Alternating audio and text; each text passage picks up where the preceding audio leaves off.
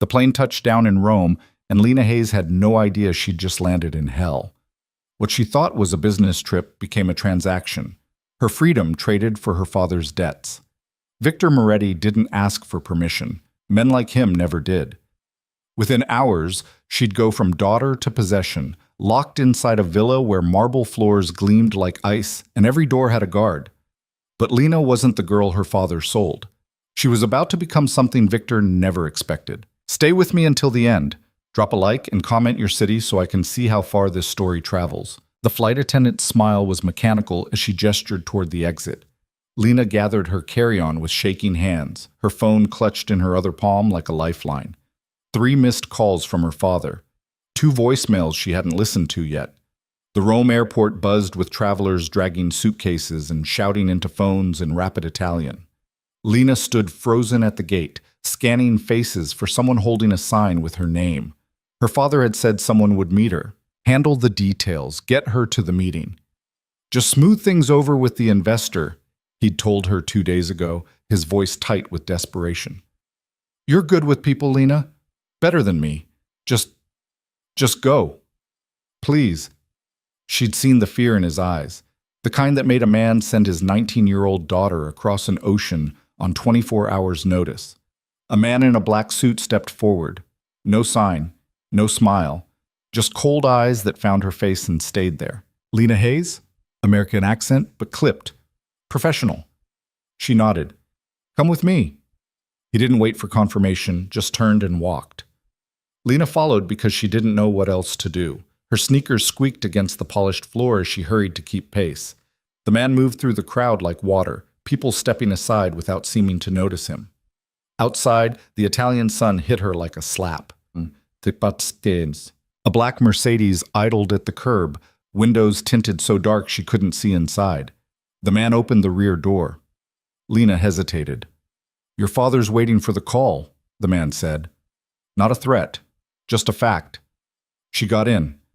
The interior smelled like leather and cologne. The door shut with a heavy click that sounded too much like a lock. The man slid into the driver's seat and pulled into traffic without a word. Lena tried her phone. No service. She refreshed. Nothing. There's no signal? International plan takes a few hours to activate sometimes, the driver said. His eyes found hers in the rearview mirror. Don't worry. We'll have you sorted soon. The drive took 40 minutes. Lena watched Rome blur past, ancient buildings pressed against modern shops, motorinos weaving through traffic, tourists taking photos on street corners. It should have been beautiful. Instead, every mile felt like distance she'd never get back. They left the city behind. The road narrowed, climbing into hills dotted with cypress trees and stone walls that looked older than America itself. The Mercedes turned onto a private road, tires crunching over gravel. Then she saw it. The villa rose from the hillside like something out of a movie. 3 stories of honey-colored stone, windows tall and shuttered, gardens that probably had names she couldn't pronounce. A fountain bubbled in the circular drive. Statues she didn't recognize stood among the hedges. The car stopped. Wait here, the driver said. He got out. The door shut. Lena sat in the silence, her breath coming too fast.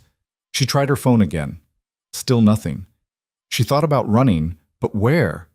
They were miles from anywhere.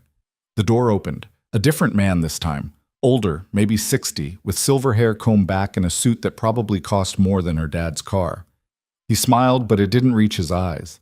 Miss Hayes, welcome. I'm Marco. Please, come inside. His English was perfect, touched with an accent that made every word sound deliberate. Lena got out because the alternative was sitting in the car forever. Marco gestured toward the villa's entrance, massive wooden doors carved with scenes she didn't have time to study. They opened before she reached them. The interior was cool and dim after the bright afternoon. Marble floors, frescoed ceilings, furniture that looked like it belonged in a museum. Lena's footsteps echoed. This way. Marco led her through hallways lined with paintings of stern-faced men and elaborate still lifes. Lena caught glimpses of rooms as they passed, a library with floor-to-ceiling books, a dining room with a table that could seat 20, a sitting room with windows overlooking the gardens. They stopped at a door.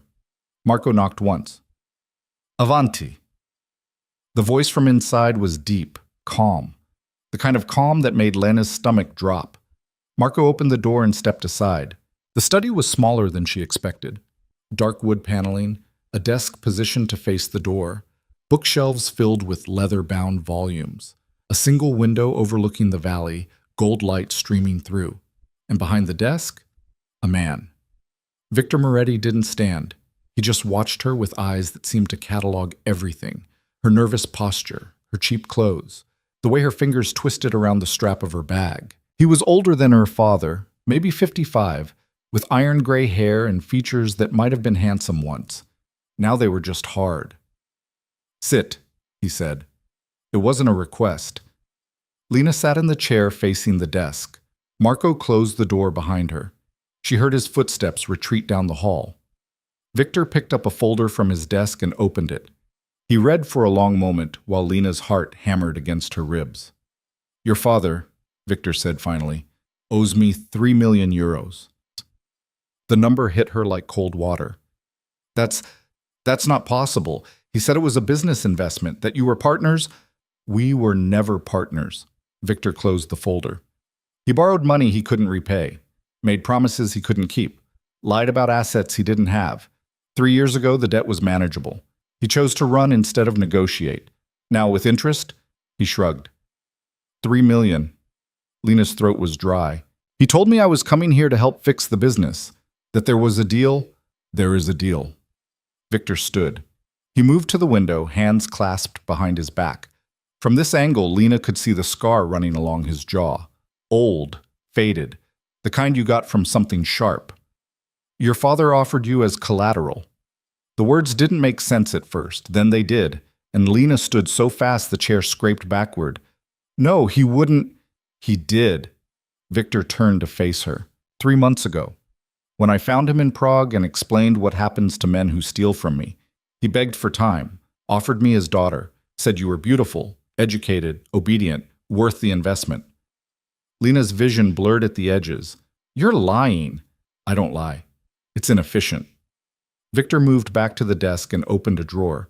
He pulled out papers and set them down. He signed everything: custody transfer, consent forms, even a marriage contract pending your agreement. "Marriage?" The word came out strangled. Victor's expression didn't change. "His debt dies with the marriage. You become my wife." He walks away clean. In his mind, it's a fair trade. "That's insane. That's not how the world works." "It's how my world works." Lena grabbed her bag. "I'm leaving." "No, you're not." Victor didn't move, didn't raise his voice. But something in his tone made Lena stop at the door. "If you leave this villa, your father dies tonight. Not quickly. I'll make sure he understands exactly how badly he failed you first. Then I'll find your mother, your sister, everyone he cares about. And I'll take back my 3 million one piece at a time."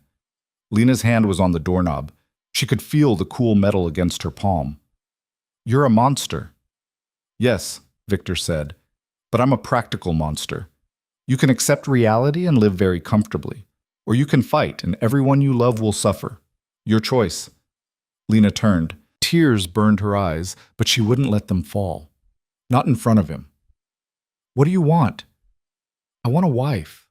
Someone presentable. Someone who can learn to navigate my world without embarrassing me. You're young enough to train, pretty enough to display, and desperate enough to cooperate." He sat back down. "In return, your father's debt disappears.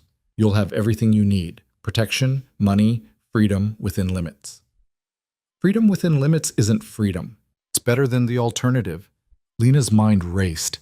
If she ran, he'd find her. If she refused, her family died. If she agreed, "How do I know you'll keep your word?" "You don't, but I've never broken a deal once it's sealed. Ask anyone who's worked with me." Victor pulled out another document. "Here are the terms. You have 1 hour to decide. Marco will show you to a room. Read carefully." He slid the papers across the desk. Lena took them with shaking hands. 1 hour, Victor repeated. "Then we proceed, or I make a phone call." The room Marco led her to was bigger than her entire apartment back home. A 4-poster bed, a balcony overlooking the gardens, an attached bathroom with a tub that could fit 3 people. Everything decorated in soft creams and golds, like something from a Renaissance painting. Lena locked the door and sat on the bed. The papers crinkled in her hands. The contract was in English and Italian, each clause more surreal than the last. She'd live in the villa, attend events as Victor's companion, then wife. Learn Italian, etiquette, appropriate social behaviors. Produce an heir within 3 years. In exchange, her father's debt would be forgiven upon marriage.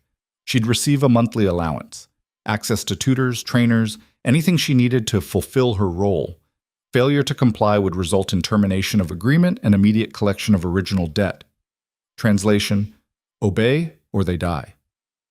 Lena tried her phone again. Still no service. She went to the balcony hoping for a signal. Nothing. The villa sat in a dead zone, or Victor controlled the towers. Either way, she was cut off. She looked out at the gardens. Guards walked the perimeter. She counted 4 from this angle alone. Tall stone walls surrounded the property. No gate visible from here. Even if she ran, where would she go? She didn't speak Italian, had no money, no contacts, and Victor would find her father before she made it to an embassy. Lena went back inside and read the contract again.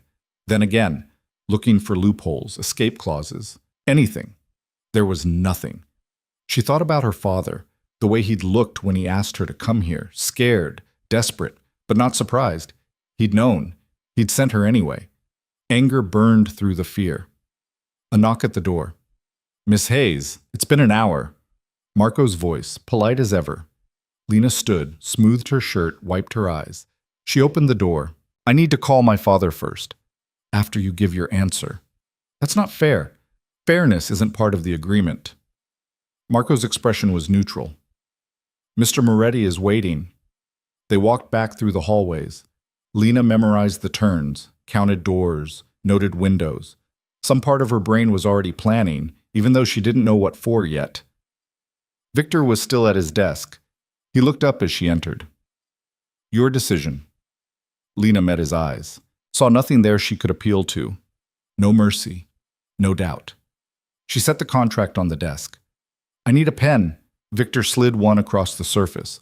Gold, expensive, the kind of pen that signed important things. Lena picked it up. The weight of it felt wrong in her hand.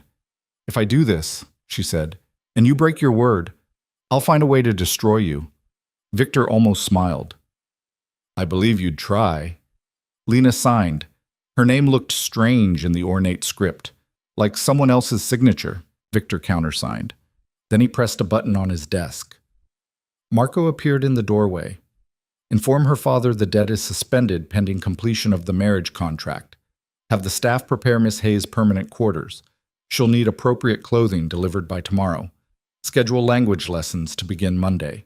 And someone find her a phone that works on our network." "Yes, sir." Marco left. Victor stood and extended his hand. Lena stared at it.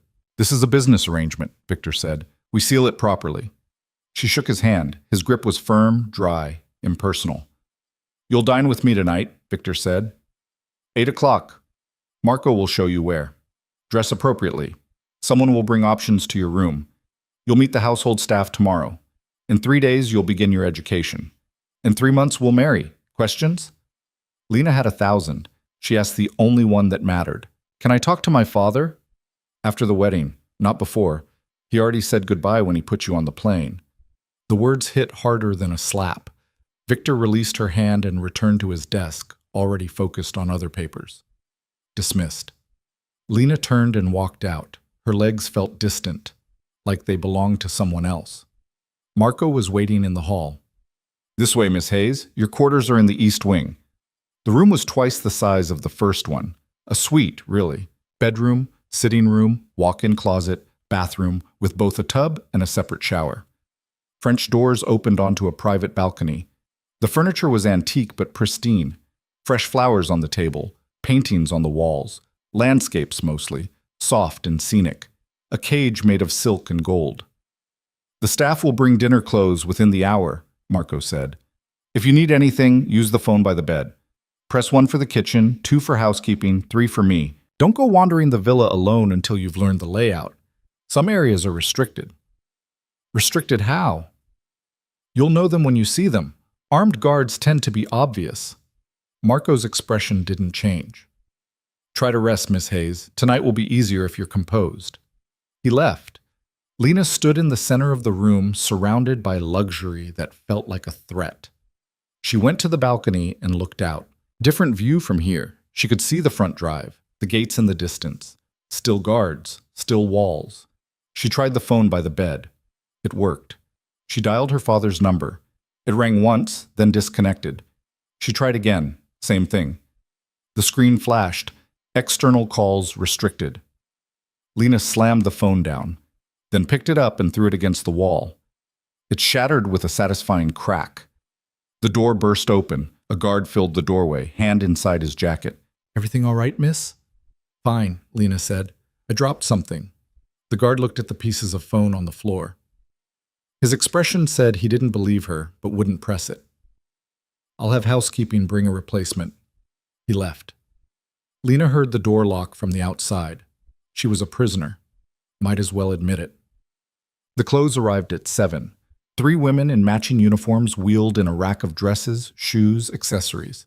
They didn't speak English, but their gestures were clear enough. Pick something, get ready, look presentable.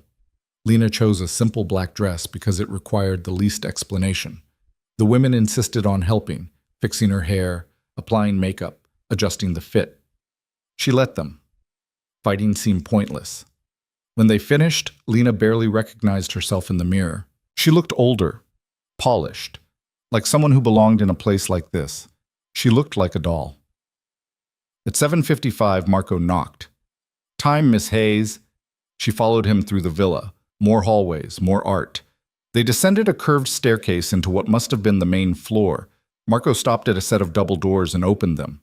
The dining room was ridiculous. 30-foot ceilings, a chandelier that probably weighed more than a car. The table could have seated an army, but only 2 places were set. One at the head, one to the right.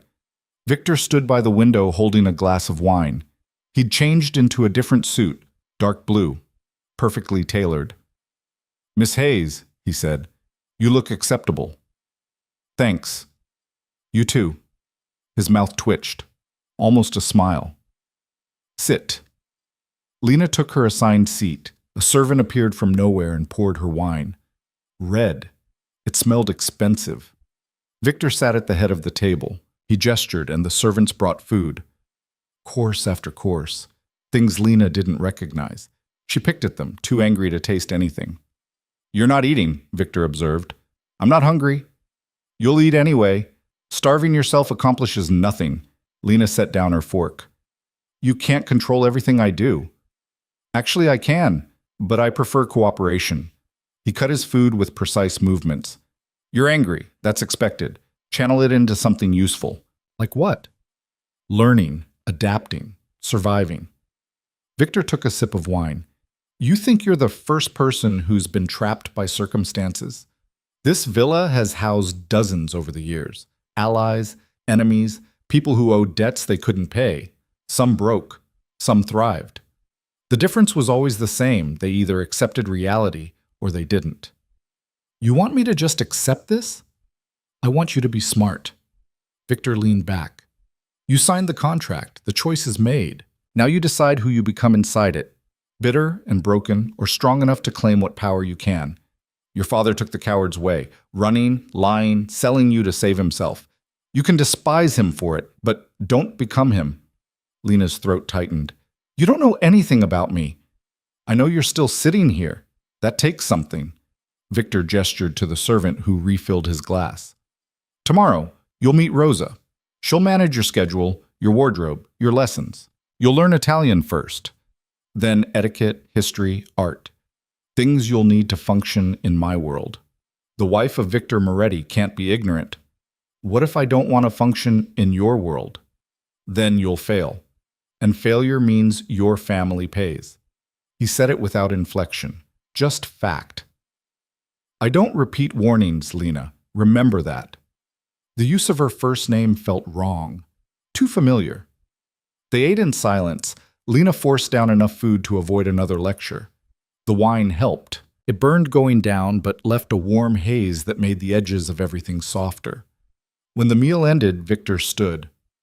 "Tomorrow morning, 7 o'clock. Rosa will collect you. Don't be late." "Or what?" or you start learning consequences instead of Italian. He left. Just walked out of his own dining room like she wasn't worth another word. Lena sat alone at the massive table. The servants cleared plates around her like she was invisible. One of them gestured toward the door. Time to leave. She found her way back to her room without Marco's help. Small victory. The door was unlocked now, but when she checked the balcony, guards still patrolled below. Lena changed out of the dress and into the pajamas someone had left on her bed. Silk. Soft. Wrong. She lay down and stared at the ceiling. Her phone was gone. Her freedom was gone. Her life was gone.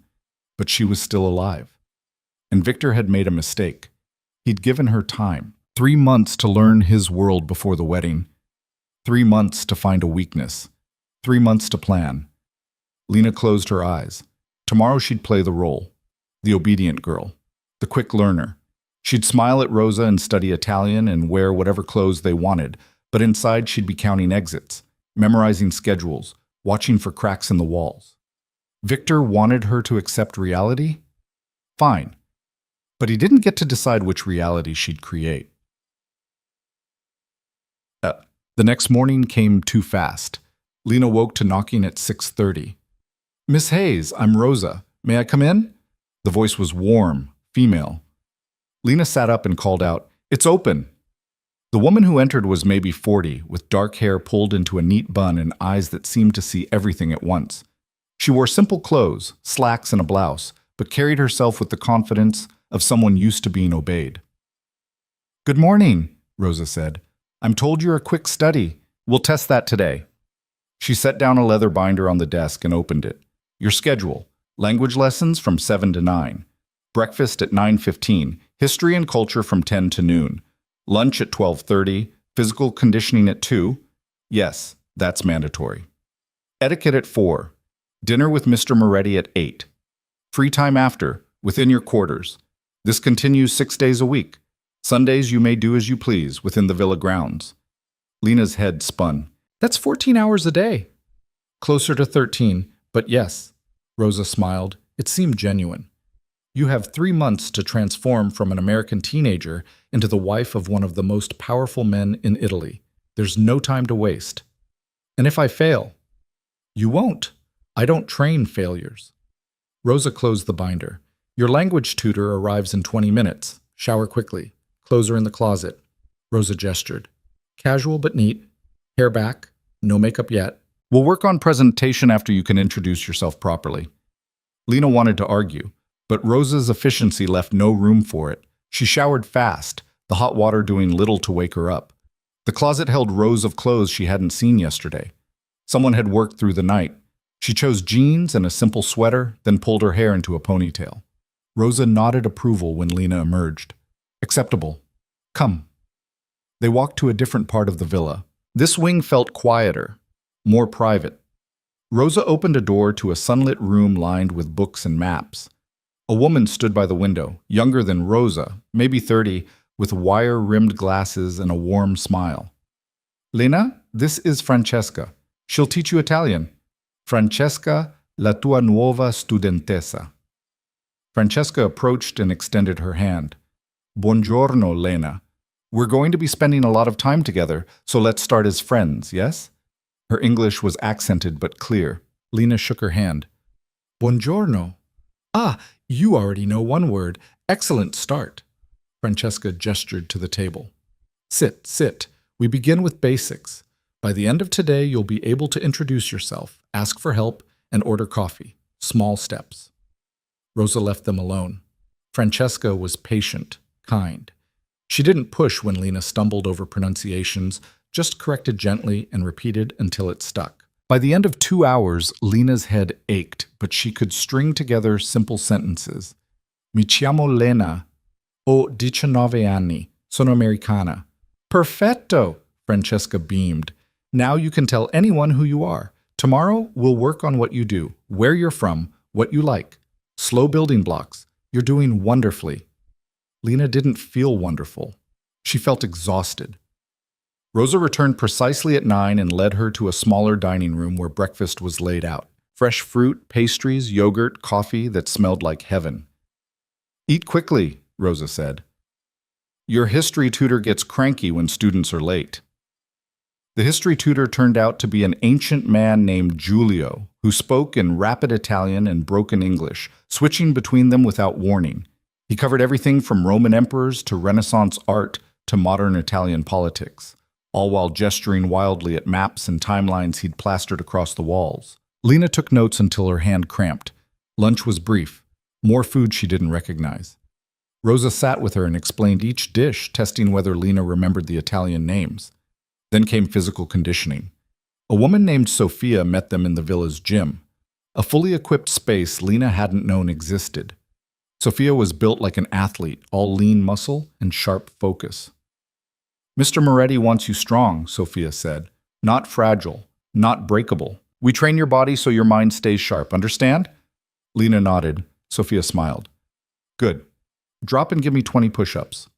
The workout was brutal. Push-ups, squats, core work, stretching, basic self-defense moves. By the end, Lena's muscles shook and sweat soaked through her shirt. Better than I expected, Sophia said. You'll be sore tomorrow. Push through it. Same time Monday. Etiquette was taught by Rosa herself. How to sit, stand, walk, how to hold a wine glass, how to greet people based on their status, how to smile without showing too much emotion, how to be present but not intrusive. You're learning to be invisible when needed and memorable when required, Rosa explained. It's a balance. Most people never master it. You have 12 weeks. By the time 8 o'clock arrived, Lena could barely keep her eyes open. But she changed into another dress from the endless closet and made her way to the dining room. Victor was already seated. He looked up when she entered. You survived day 1. Lena sat. Barely. Rosa says you exceeded expectations. Rosa's standards must be low. Victor's mouth twitched again, that almost smile. She's trained diplomats and ambassadors. Her standards are exacting. He gestured, and the servants brought food. How's your Italian? Mi chiamo Lena, ho 19 anni. Acceptable pronunciation. You'll be fluent by the wedding. They ate. Lena's mind was too tired to be angry. She just chewed mechanically and tried not to fall asleep in her chair. Tomorrow is similar, Victor said. 6 days a week until you're ready. Use Sundays to recover. Don't waste them. What do you do all day? The question slipped out before Lena could stop it. Victor raised an eyebrow. Work. What kind of work? The kind that keeps this villa running and your father breathing. That's not an answer. It's the only answer you're getting. Victor set down his fork. You're curious, that's fine. But curiosity without discretion is dangerous. Learn when to ask questions and when to stay silent. Is that a lesson? Everything here is a lesson. They finished the meal in silence. When Victor dismissed her, Lena dragged herself back to her room and collapsed onto the bed without changing. She woke hours later, disoriented. The room was dark. The clock read 2 a.m. Lena got up and went to the balcony. The grounds were lit by scattered lights. Guards moved like shadows. Everything quiet except for the distant sound of night insects. She thought about home, her tiny apartment, her job at the coffee shop, community college classes she'd probably never finish now, her mom, who'd died when Lena was 12, her little sister, who was staying with their aunt and probably wondering where Lena had gone, her father, who'd sold her to save himself. The anger came back, sharp and hot. Lena gripped the balcony railing. She'd survive this. Learn everything they wanted to teach her, play the part, and when the time came, she'd make sure everyone who'd put her here understood exactly what they'd created. The days blurred together. Italian, history, conditioning, etiquette. Repeat. Lena's vocabulary grew. Her body got stronger. She learned which fork to use for which course, how to curtsy to someone of higher rank, how to deflect a personal question with a polite non-answer. She learned the villa's layout by memorizing her routes, counted guards during her walks to lessons, noted which doors were always locked and which staff members looked unhappy enough to potentially help her. Most of all, she watched Victor. He dined with her every night. Sometimes he asked about her progress. Sometimes he talked about art or politics or history, testing what she'd learned. Sometimes he just ate in silence. He never touched her, never came to her room, never even stood too close. It should have been a relief. Instead, it felt like waiting for a storm that never broke. 3 weeks in, Lena's Italian was good enough for basic conversations. Francesca started bringing newspapers, having Lena read articles and discuss them. Your accent is improving, Francesca said. Soon you'll pass for Northern Italian, maybe Milanese. Is that good? Better than sounding American in certain circles. Francesca leaned forward. Lena, may I ask you something personal? Lena tensed. I guess. Why do you never ask about Mr. Moretti? Most students in your position want to know everything about the man they're marrying. I know enough. Do you? Francesca's expression was gentle. He's not what you think. He bought me. That's all I need to know. Francesca sighed. He didn't buy you. Your father created a debt. Mr. Moretti offered a solution. There's a difference. Not from where I'm sitting. Then maybe you're sitting in the wrong place. Francesca closed her book. Lesson over. Think about what I said. Lena didn't want to think about it. She wanted to hate Victor cleanly, completely. Complications made everything harder.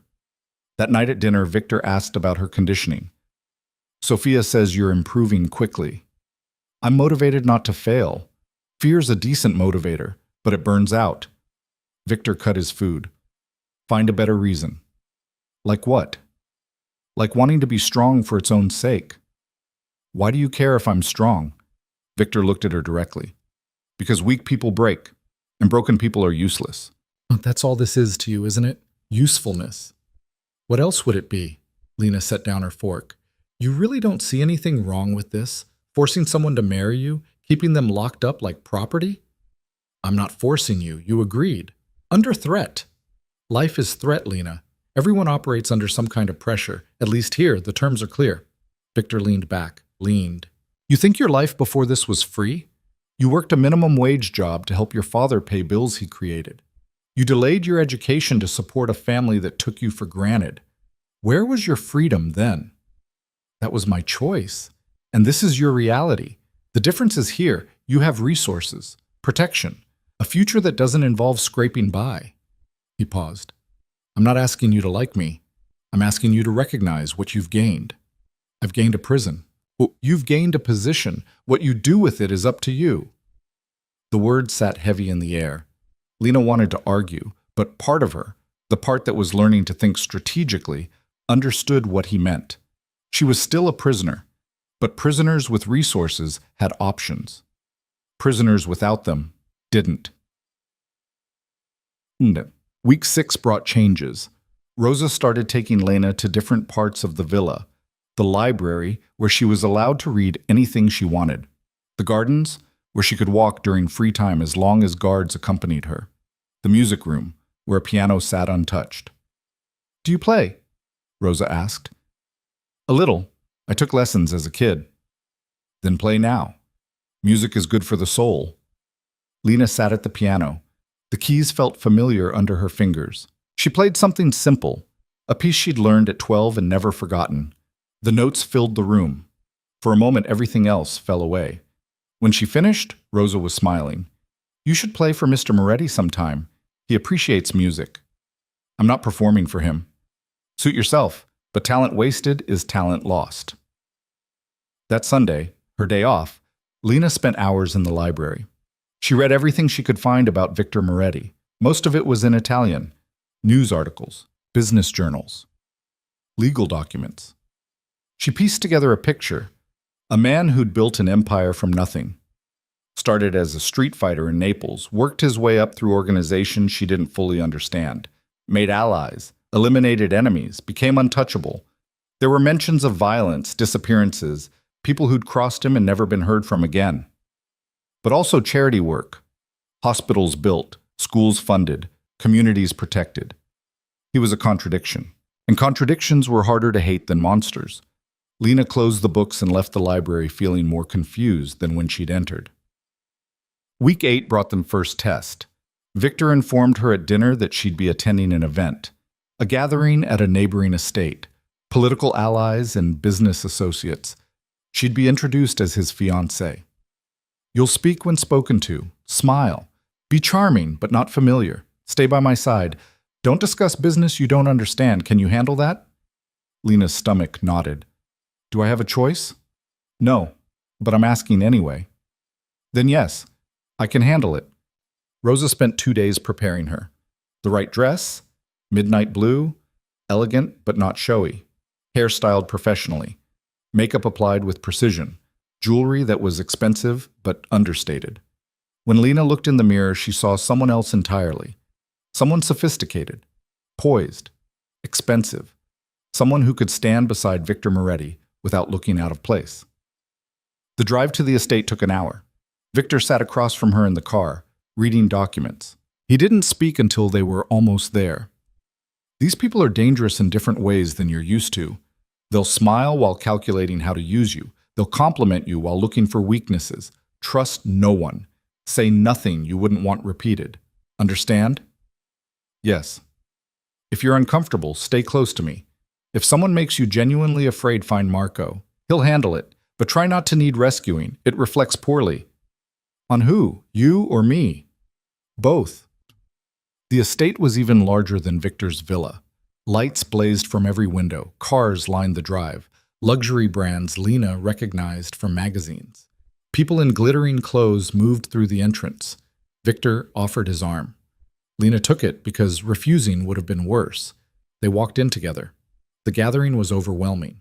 Hundreds of people in a ballroom that looked like something from a movie. Chandeliers, marble, a live orchestra playing in the corner. Waiters circulating with champagne and appetizers. Everyone stared. Victor guided her through the crowd, stopping to greet people. He introduced her the same way each time. My fiancée, Lena Hayes. The responses varied. Some people smiled warmly. Others looked her up and down like they were appraising livestock. A few ignored her entirely, speaking only to Victor. Lena smiled, nodded, said piacere when appropriate, and kept her mouth shut otherwise. Then they reached a group near the center of the room, and everything shifted. The man at the center was younger than Victor, maybe 40, with slicked back hair and a smile that didn't reach his eyes. He looked at Lena like she was prey. Victor! And who is this lovely creature? My fiancé. Lena, this is Antonio Russo. Antonio took Lena's hand and kissed it. His lips lingered too long. Enchanted. Tell me, Bellissima, how does an American girl end up promised to the great Victor Moretti? Lena pulled her hand back. Carefully. Antonio laughed. Oh, she has spirit. Victor, where did you find her? That's private. Everything with you is private. Antonio's smile sharpened. But surely you can share details about such a beautiful acquisition. The word acquisition landed like a slap. Victor's expression didn't change, but something in his posture did. A subtle shift that made the air feel heavier. Lena isn't an acquisition. She's my future wife. Speak about her with respect or don't speak at all. Antonio raised his hands in mock surrender. No offense intended. I'm simply curious about the woman who finally convinced Victor Moretti to marry. That's newsworthy. It's none of your business. The smile vanished from Antonio's face. Careful, old friend. You're not the only power in this room. No, but I'm the one you shouldn't test. The tension stretched. People nearby had stopped talking, watching. Then Antonio laughed again, breaking the moment. Always so serious. I meant no harm. Congratulations to you both. May your marriage be long and prosperous. He walked away. Victor's hand on Lena's back urged her forward, away from the group. What was that? Lena whispered. A reminder that not everyone here is an ally. He's your enemy? He's complicated. Stay away from him. They continued through the party. More introductions. More careful smiles. Lena's face hurt from holding the expression. Then a woman approached, older, maybe 60, with sharp eyes and a kind smile. Victor, and this must be the famous Lena. She extended her hand. I'm Isabella Conti. Don't be nervous, dear. You're doing wonderfully. Lena shook her hand. Thank you. Your Italian is excellent for such a short time. Who's your tutor? Francesca Martinelli. Ah, Francesca, she's the best. You're in good hands. Isabella turned to Victor. You've chosen well. She has presence. I'm aware. Good. Don't let these vultures intimidate her. Half of them are jealous. The other half are calculating. Isabella winked at Lena. Stand your ground, dear. You belong here as much as anyone. She drifted away, leaving Lena slightly stunned. She liked you, Victor said. How can you tell? Isabella doesn't waste time on people she doesn't respect. Remember her. She's one of the few genuine allies in this room. The rest of the evening passed in a blur. By the time they left, Lena's feet ached and her mind spun with names and faces she'd never remember. In the car, Victor loosened his tie. You did well. I didn't do anything. Exactly. You didn't embarrass yourself or me. That's success. He looked at her. Antonio will talk, spread rumors, test boundaries, ignore him. He's a minor irritant. He seemed like more than that. Because you don't know the full picture. Trust me to handle him. Why should I trust you? Victor was quiet for a moment. Because I haven't lied to you yet, and I don't intend to start. It wasn't the answer Lena expected. It wasn't comforting either, but it was something. When they arrived back at the villa, Victor walked her to her door, something he'd never done before. Get some rest. Tomorrow we continue. Victor? He stopped. That man, Antonio. If he's dangerous, why didn't you, I don't know, deal with him? Because some enemies are more useful alive. Victor's expression was unreadable. And because killing him would start a war I'm trying to avoid. For now. He left. Lena went inside and locked the door. She stood in the center of her room, still wearing the expensive dress, still feeling like someone else. Tonight she'd seen Victor's world up close. The power, the danger, the careful dance of threats and alliances. And she'd survived it. More than that, she'd held her own. Rosa was right. She was learning balance, presence. She was becoming someone who could exist in this world without breaking. The question was, who would she be when the transformation was complete? Lena looked at herself in the mirror. The sophisticated stranger stared back. 3 more weeks until the wedding. 3 more weeks to decide if she was Victor Moretti's victim or something else entirely. The answer scared her more than anything else in this nightmare. Because part of her, the part that had stood in that ballroom and felt the power of Victor's protection, the part that had met Isabella's approving eyes and felt pride, that part was starting to wonder if maybe, just maybe, she could make this work. Not for Victor, not for her father, for herself. And that realization was the most dangerous thing of all. The wedding was 10 days away when Lena finally broke. It happened during etiquette training. Rosa was drilling her on proper responses to various social scenarios. How to deflect nosy questions about her background. How to redirect conversations that ventured into uncomfortable territory. How to excuse herself from situations that felt dangerous without causing offense. And if someone asks about your family, Rosa prompted, I keep it vague. My family prefers privacy. And if they press, I smile and say, I'm sure you understand. Good. And if someone implies you're not worthy of Mr. Moretti, Lena's hands clenched in her lap. You what? I don't know. Rosa's expression softened. Lena, what's wrong? Nothing. That's a lie. The words came out before Lena could stop them. What's the point of any of this? Learning to deflect and smile and play the perfect wife? I'm still his property, no matter how well I perform. Rosa set down her notes. Is that what you think you are? Isn't it? No. Rosa stood and walked to the window. I've worked for Mr. Moretti for 15 years. I've seen him acquire many things, businesses, properties, alliances. You're not one of them. He bought me from my father. He offered your father a way out of a debt. There's a difference. Everyone keeps saying that. It doesn't change anything. Rosa turned to face her. Doesn't it, Mr. Moretti could have simply killed your father. It would have been easier, sent a stronger message.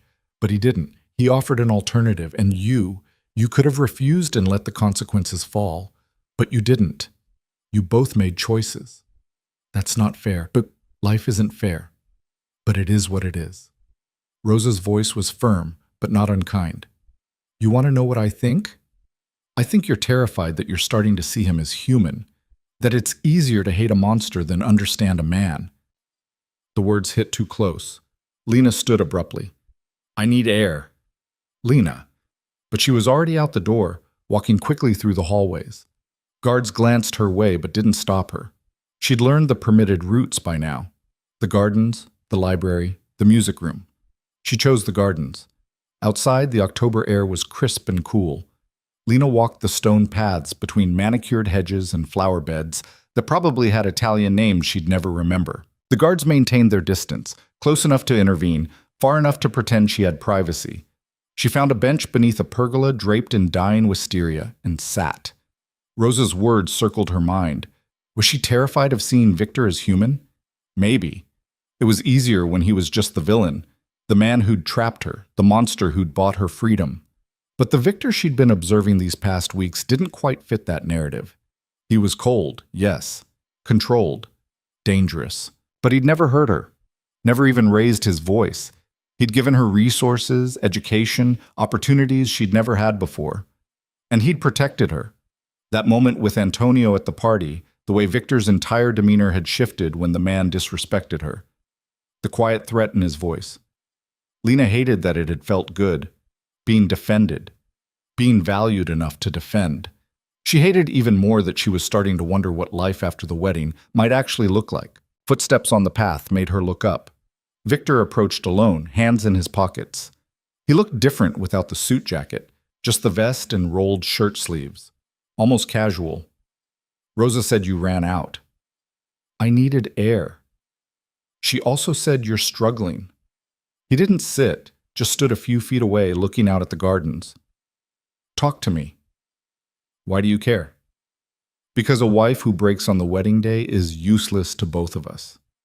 The bluntness should have stung. Instead, it was almost refreshing. Lena laughed bitterly. Right, usefulness. Can't forget that. You think I'm incapable of concern beyond utility? Aren't you? Victor was quiet for a long moment. Then he sat on the bench, leaving space between them. When I was 23, he said, I killed a man with my bare hands. He'd betrayed my mentor. Stolen money meant for families who'd lost loved ones in our organization. I beat him to death in an alley in Naples. Took 20 minutes. He begged the entire time. Lena's breath caught. I tell you this, Victor continued, so you understand what I am. I've done worse since then. I've built an empire on violence and fear and calculated cruelty. I don't pretend otherwise. Why are you telling me this? Because you need to stop looking for a man who doesn't exist. He turned to face her. I'm not going to suddenly become kind. I'm not going to love you. I'm not going to pretend this arrangement is anything but transactional, but I will keep my word. I will protect you, and I will give you a life most people would kill for. That's what I'm offering. Nothing more, nothing less. The honesty was brutal, and somehow it helped. I don't want to be afraid of you, Lena said quietly. Then don't be. Fear is a choice.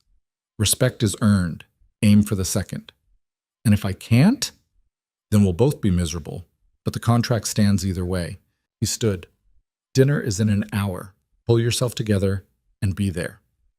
He walked away without looking back. Lena sat alone in the cooling air.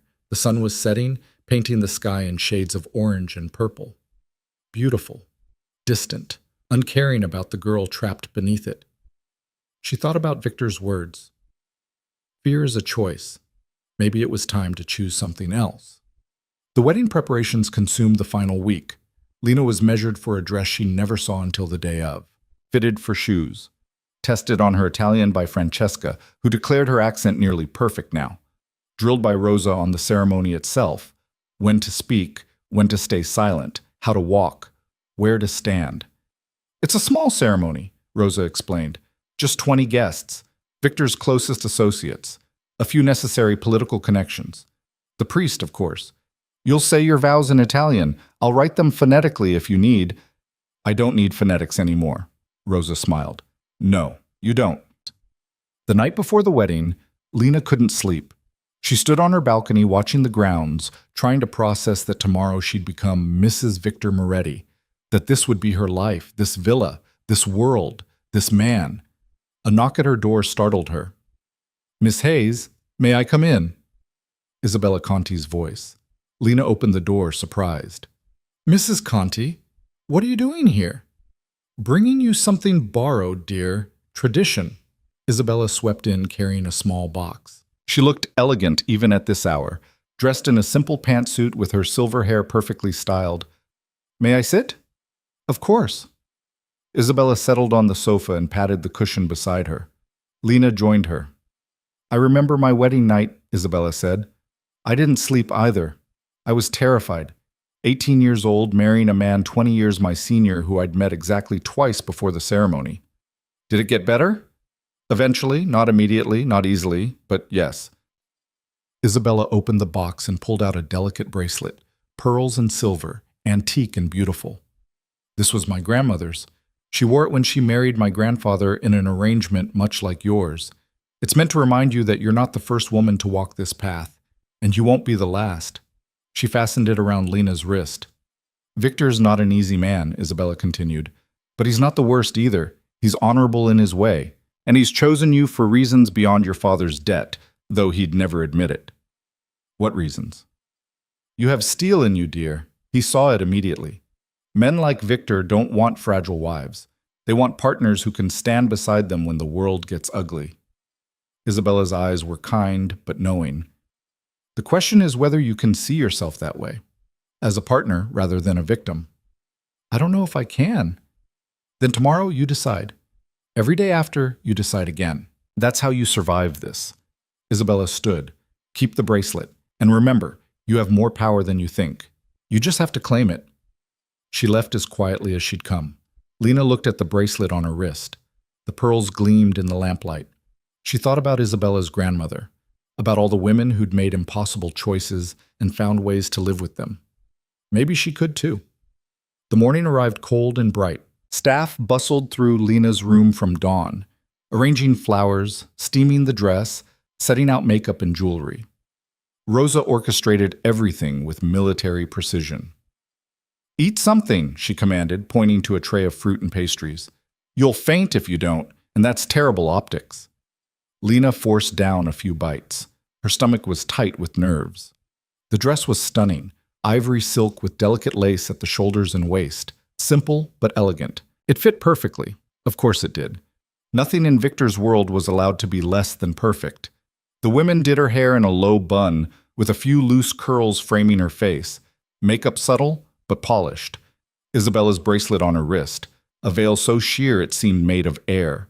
When they finished, Lena barely recognized herself. Beautiful, Rosa said softly. Absolutely beautiful.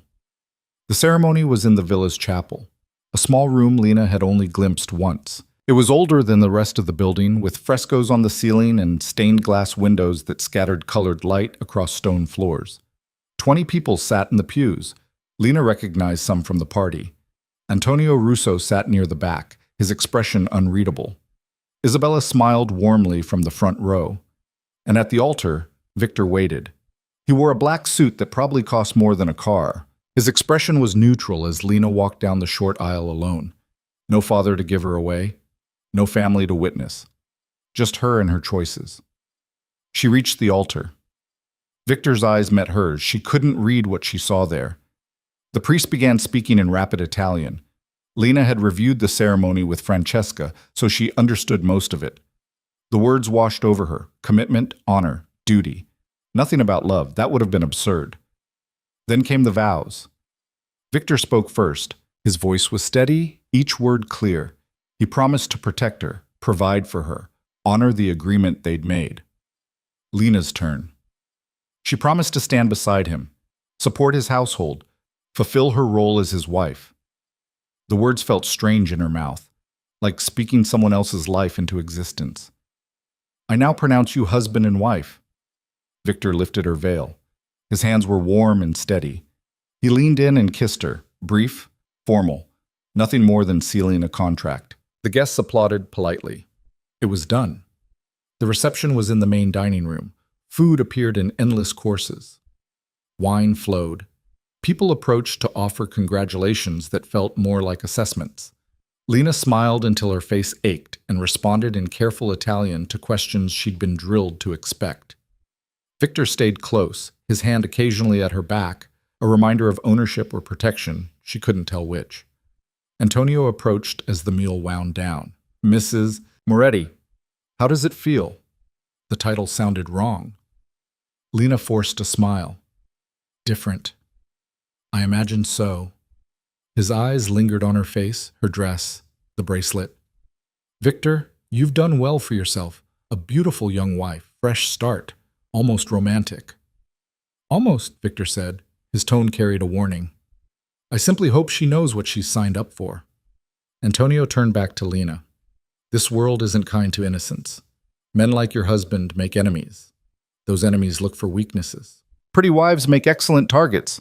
Victor's expression didn't change, but Lena felt him tense beside her. Then it's fortunate I'm learning not to be weak, Lena said. Antonio's eyebrows rose. Oh? And who's teaching you? Everyone who underestimates me. A beat of silence. Then Antonio laughed. She has fangs, Victor. Careful she doesn't bite you. He walked away. Victor's hand tightened slightly on her back. Well done. Was that stupid? No, that was exactly right. He guided her toward the edge of the room, away from the crowd. Antonio respects strength. You just showed him you're not helpless. He'll remember that. Is that good or bad? Depends on what happens next. Victor glanced at the guests. These people will be watching you now, how you handle yourself, how you handle me. Every interaction is a test. That's exhausting. Welcome to my world. The reception ended near midnight. Guests departed in expensive cars. The villa fell quiet. Lena stood in the entrance hall still wearing the dress, exhausted down to her bones. Your things have been moved, Victor said. Moved where? To my quarters. We're married now. Separate rooms would raise questions. Lena's heart kicked. You said... I said I wouldn't touch you. That hasn't changed. His expression was unreadable. But appearances matter. You'll sleep in my suite. There's a separate bedroom attached if you prefer, or you can take the main bed. I work late most nights anyway. He started up the stairs. Lena followed because there was nowhere else to go. Victor's suite was in a part of the villa she'd never seen, larger than her previous room. A sitting area with leather furniture. A massive desk covered in papers. Bookshelves lining one wall. French doors leading to a balcony with a view of the valley. Your room is through there. Victor pointed to a door on the left. Bathroom connects both sides. Lock it if you want privacy. I won't intrude. Lena opened the door to find a bedroom almost as large as the main one. A smaller bed. A closet already filled with her clothes. Her books on the nightstand. They tried to make it feel like hers. Thank you, she said quietly. Don't thank me. This is logistics, not kindness. Victor loosened his tie. Get some rest. Tomorrow we start the next phase, which is being married, in public, convincingly. He moved to his desk and sat. But tonight we both sleep, or try to. Lena retreated to her room and closed the door. She leaned against it, still wearing the dress, trying to process everything. She was married to Victor Moretti. This was her life now. She changed into pajamas and washed off the makeup, brushed out her hair, climbed into the unfamiliar bed.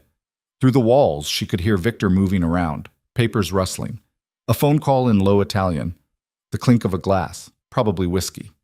Eventually silence. Lena lay awake, staring at the ceiling. Tomorrow she'd wake up as someone's wife, someone's possession, maybe, or someone's partner. The difference, she was learning, might be up to her. The next week settled into a new rhythm. Lena still had lessons. Italian was nearly fluent now, but Francesca had moved on to regional dialects and formal writing. History continued with Giulio.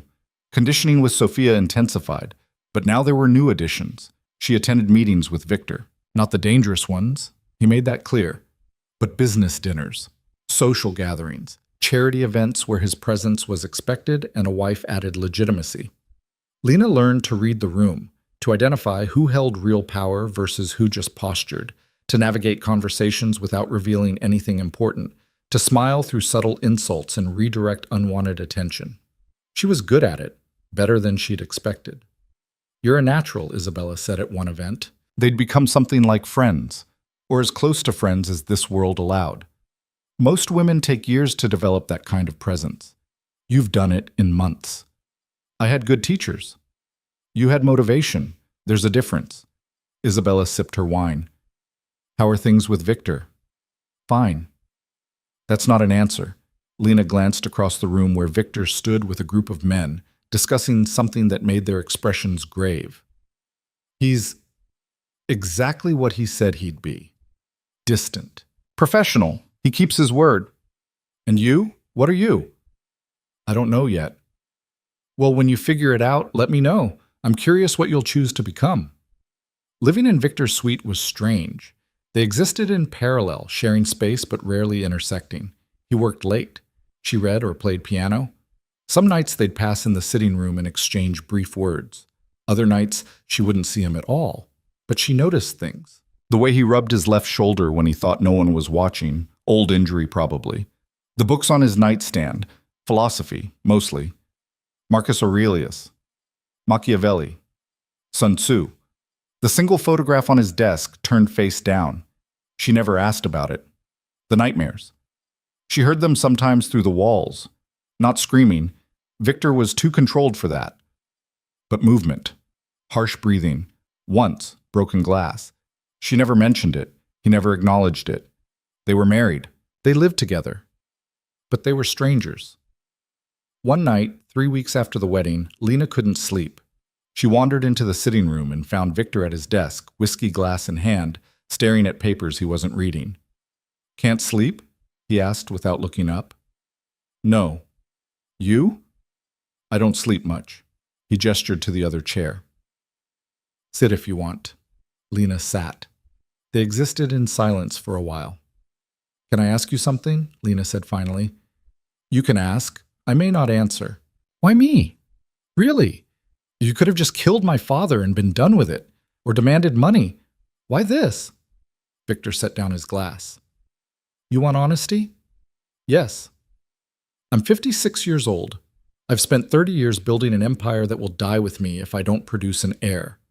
Most women in my world are either too damaged by it to function or too calculating to trust. You were neither. You were just desperate enough to agree and young enough to adapt. And you had something most of them lack." "What?" "Fight. I saw it the first day, the way you looked at me like you wanted me dead but were smart enough not to say it." He almost smiled. "I can work with that. I can't work with broken." It wasn't romantic, but it was real. "And if I fail, if I can't adapt?" "You won't." Victor stood and moved to the window. "You're already stronger than you were, smarter, more dangerous. In another year, you'll be formidable." "Is that what you want? A formidable wife?" "I want a wife who survives. Everything else is negotiable." Lena joined him at the window. The grounds were dark except for patrol lights. "I'm not going to love you," she said. "I know. And I'm not going to pretend this is anything but what it is." "Good. Pretending is exhausting." He looked at her directly. "But we can build something functional, maybe even effective. That's more than most marriages have." It was a strange kind of peace, an agreement that they'd both stop fighting the reality and just exist in it. "Functional," Lena repeated. "That's the goal?" "It's a start." She went back to bed feeling oddly lighter. They'd never be normal, but maybe they didn't have to be. The first real test came in December. Victor informed her at breakfast, delivered in their suite since they'd stopped doing formal dinners, that they were hosting a gathering. 30 people. Important alliances. She'd be expected to play hostess. What does that mean exactly? It means you greet guests. Make them feel welcome. Facilitate conversations. Keep things moving smoothly. Rosa will help with logistics, but the execution is on you. That's a lot of pressure. You can handle it. He said it like fact, not encouragement. Rosa spent a week preparing her, guest lists with notes on who hated whom.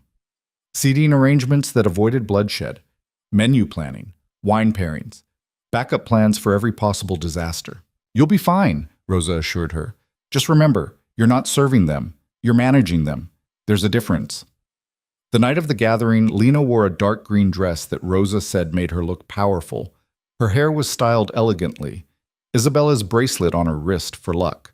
She stood beside Victor at the entrance as guests arrived, greeted them in flawless Italian, guided them to the appropriate rooms, made small talk that was friendly but not familiar. Antonio showed up fashionably late. "Mrs. Moretti, how lovely you look. Plain hostess suits you." "Thank you, Mr. Russo. Please, join the others in the library. I'd rather stay here and talk to you." I'm sure you would, but Victor's waiting for you. His smile sharpened. Dismissing me already? You've learned well. I learned from the best. She gestured again. The library. Unless you'd prefer to make a scene. Antonio laughed and moved on. Victor appeared at her elbow. What did he want? To test me. And? I passed. Good. The evening went smoothly. Conversations flowed. No fights broke out. People ate and drank and made deals in hushed corners. Lena moved through it all like she'd been doing this her entire life. Near the end of the night, Isabella pulled her aside. You were magnificent, natural authority, perfect balance of warmth and distance. I was terrified the entire time. No one could tell. That's what matters. As Isabella squeezed her hand, Victor chose well, whether he admits it or not. After the last guest left, Lena collapsed onto the sofa in the sitting room. Her feet ached. Her face hurt from smiling, but she'd done it. Victor appeared with 2 glasses of wine and handed her one. You exceeded expectations. I'm getting good at that. Yes, you are. He sat in the opposite chair. Several people asked me where I found you. I told them you found me. That's not true. No. But it sounds better. He raised his glass slightly. To functional marriages. Lena clinked her glass against his. To survival. They drank in comfortable silence, and for the first time since arriving in Italy, Lena felt something other than fear or anger. She felt capable, like maybe she was building something after all, not love, not freedom, but a version of power that belonged to her. Victor had given her the tools, the education, the opportunities, but what she did with them, that was hers to decide, and she was just starting to understand what she might become. January brought snow to the hills. Lena woke one morning to find the gardens transformed, white and silent and somehow less threatening. She stood on the balcony in her robe, watching guards leave tracks through the fresh powder, their breath visible in the cold air. It doesn't snow often this far south. Victor's voice behind her. She turned to find him already dressed, coffee in hand. It's beautiful. It's inconvenient. Roads will be difficult. We'll be stuck here for a few days at least. He moved to stand beside her. You'll have to entertain yourself. I think I can manage. He glanced at her, something almost like amusement in his eyes. I'm sure you can. The isolation should have felt oppressive. Instead, it felt like breathing room. No events, no performances, just the villa and its inhabitants cut off from the world. Lena spent the morning in the library, reading. Francesca had canceled lessons. She lived in town and couldn't make the drive. Sophia's gym was still accessible, so Lena worked out alone, pushing herself through routines that had become familiar. Her body was different now, stronger. She could see muscle definition in her arms, her stomach, feel power in movements that used to leave her shaking. After lunch, she found herself at the piano. The music room was cold. Heating this wing was apparently low priority, but she played anyway. Chopin, Debussy. Pieces she'd learned years ago and thought she'd forgotten. She didn't hear Victor enter until he spoke. You're better than I expected. Lena's hand stilled on the keys. How long have you been standing there? Long enough. He moved closer. Rosa mentioned you played. I didn't realize how well. It's been a while. Doesn't show. Victor gestured to the piano. Keep playing. I'll work here. The office is too quiet today. He settled into a chair near the window with a laptop and papers. Lena hesitated, then continued playing. It felt strange performing for him. Or not performing, just existing in the same space while she did something she'd only ever done alone. But Victor didn't watch her. He focused on his work, only occasionally glancing up when she finished a piece. The silence between songs didn't feel awkward, just present. After an hour, her fingers were cold and stiff.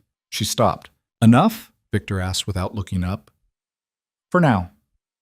There's hot coffee in the kitchen. Real coffee, not the espresso. Marco brought it back from his last trip to the States. He knows I prefer it sometimes. It was such a mundane detail, such a normal thing to mention. Lena didn't know what to do with it. Thank you. She left him in the music room and found her way to the kitchen. The staff was preparing dinner, moving around each other with practiced efficiency. They nodded to her, respectful but not warm. She was still an outsider here, the young American who'd married their employer. They didn't know what to make of her yet. The coffee was good, rich, and familiar. Lena took her cup and wandered. She'd learned most of the villa by now, but there were still restricted areas, doors that stayed locked, wings she'd been told to avoid. Today, with everyone snowbound and routines disrupted, she let curiosity guide her. The East Wing. She'd never been here. The hallway was narrower, older. Original to the villa's construction, probably. Portraits lined the walls, severe men and women from centuries past. The Moretti family tree, maybe. At the end of the hall, a door stood slightly ajar. Lena knew she should turn back, but she pushed it open anyway. The room beyond was clearly Victor's private space. Not an office, something more personal. Shelves held books that looked read, not displayed. A worn leather chair sat by the window, and on the walls, photographs.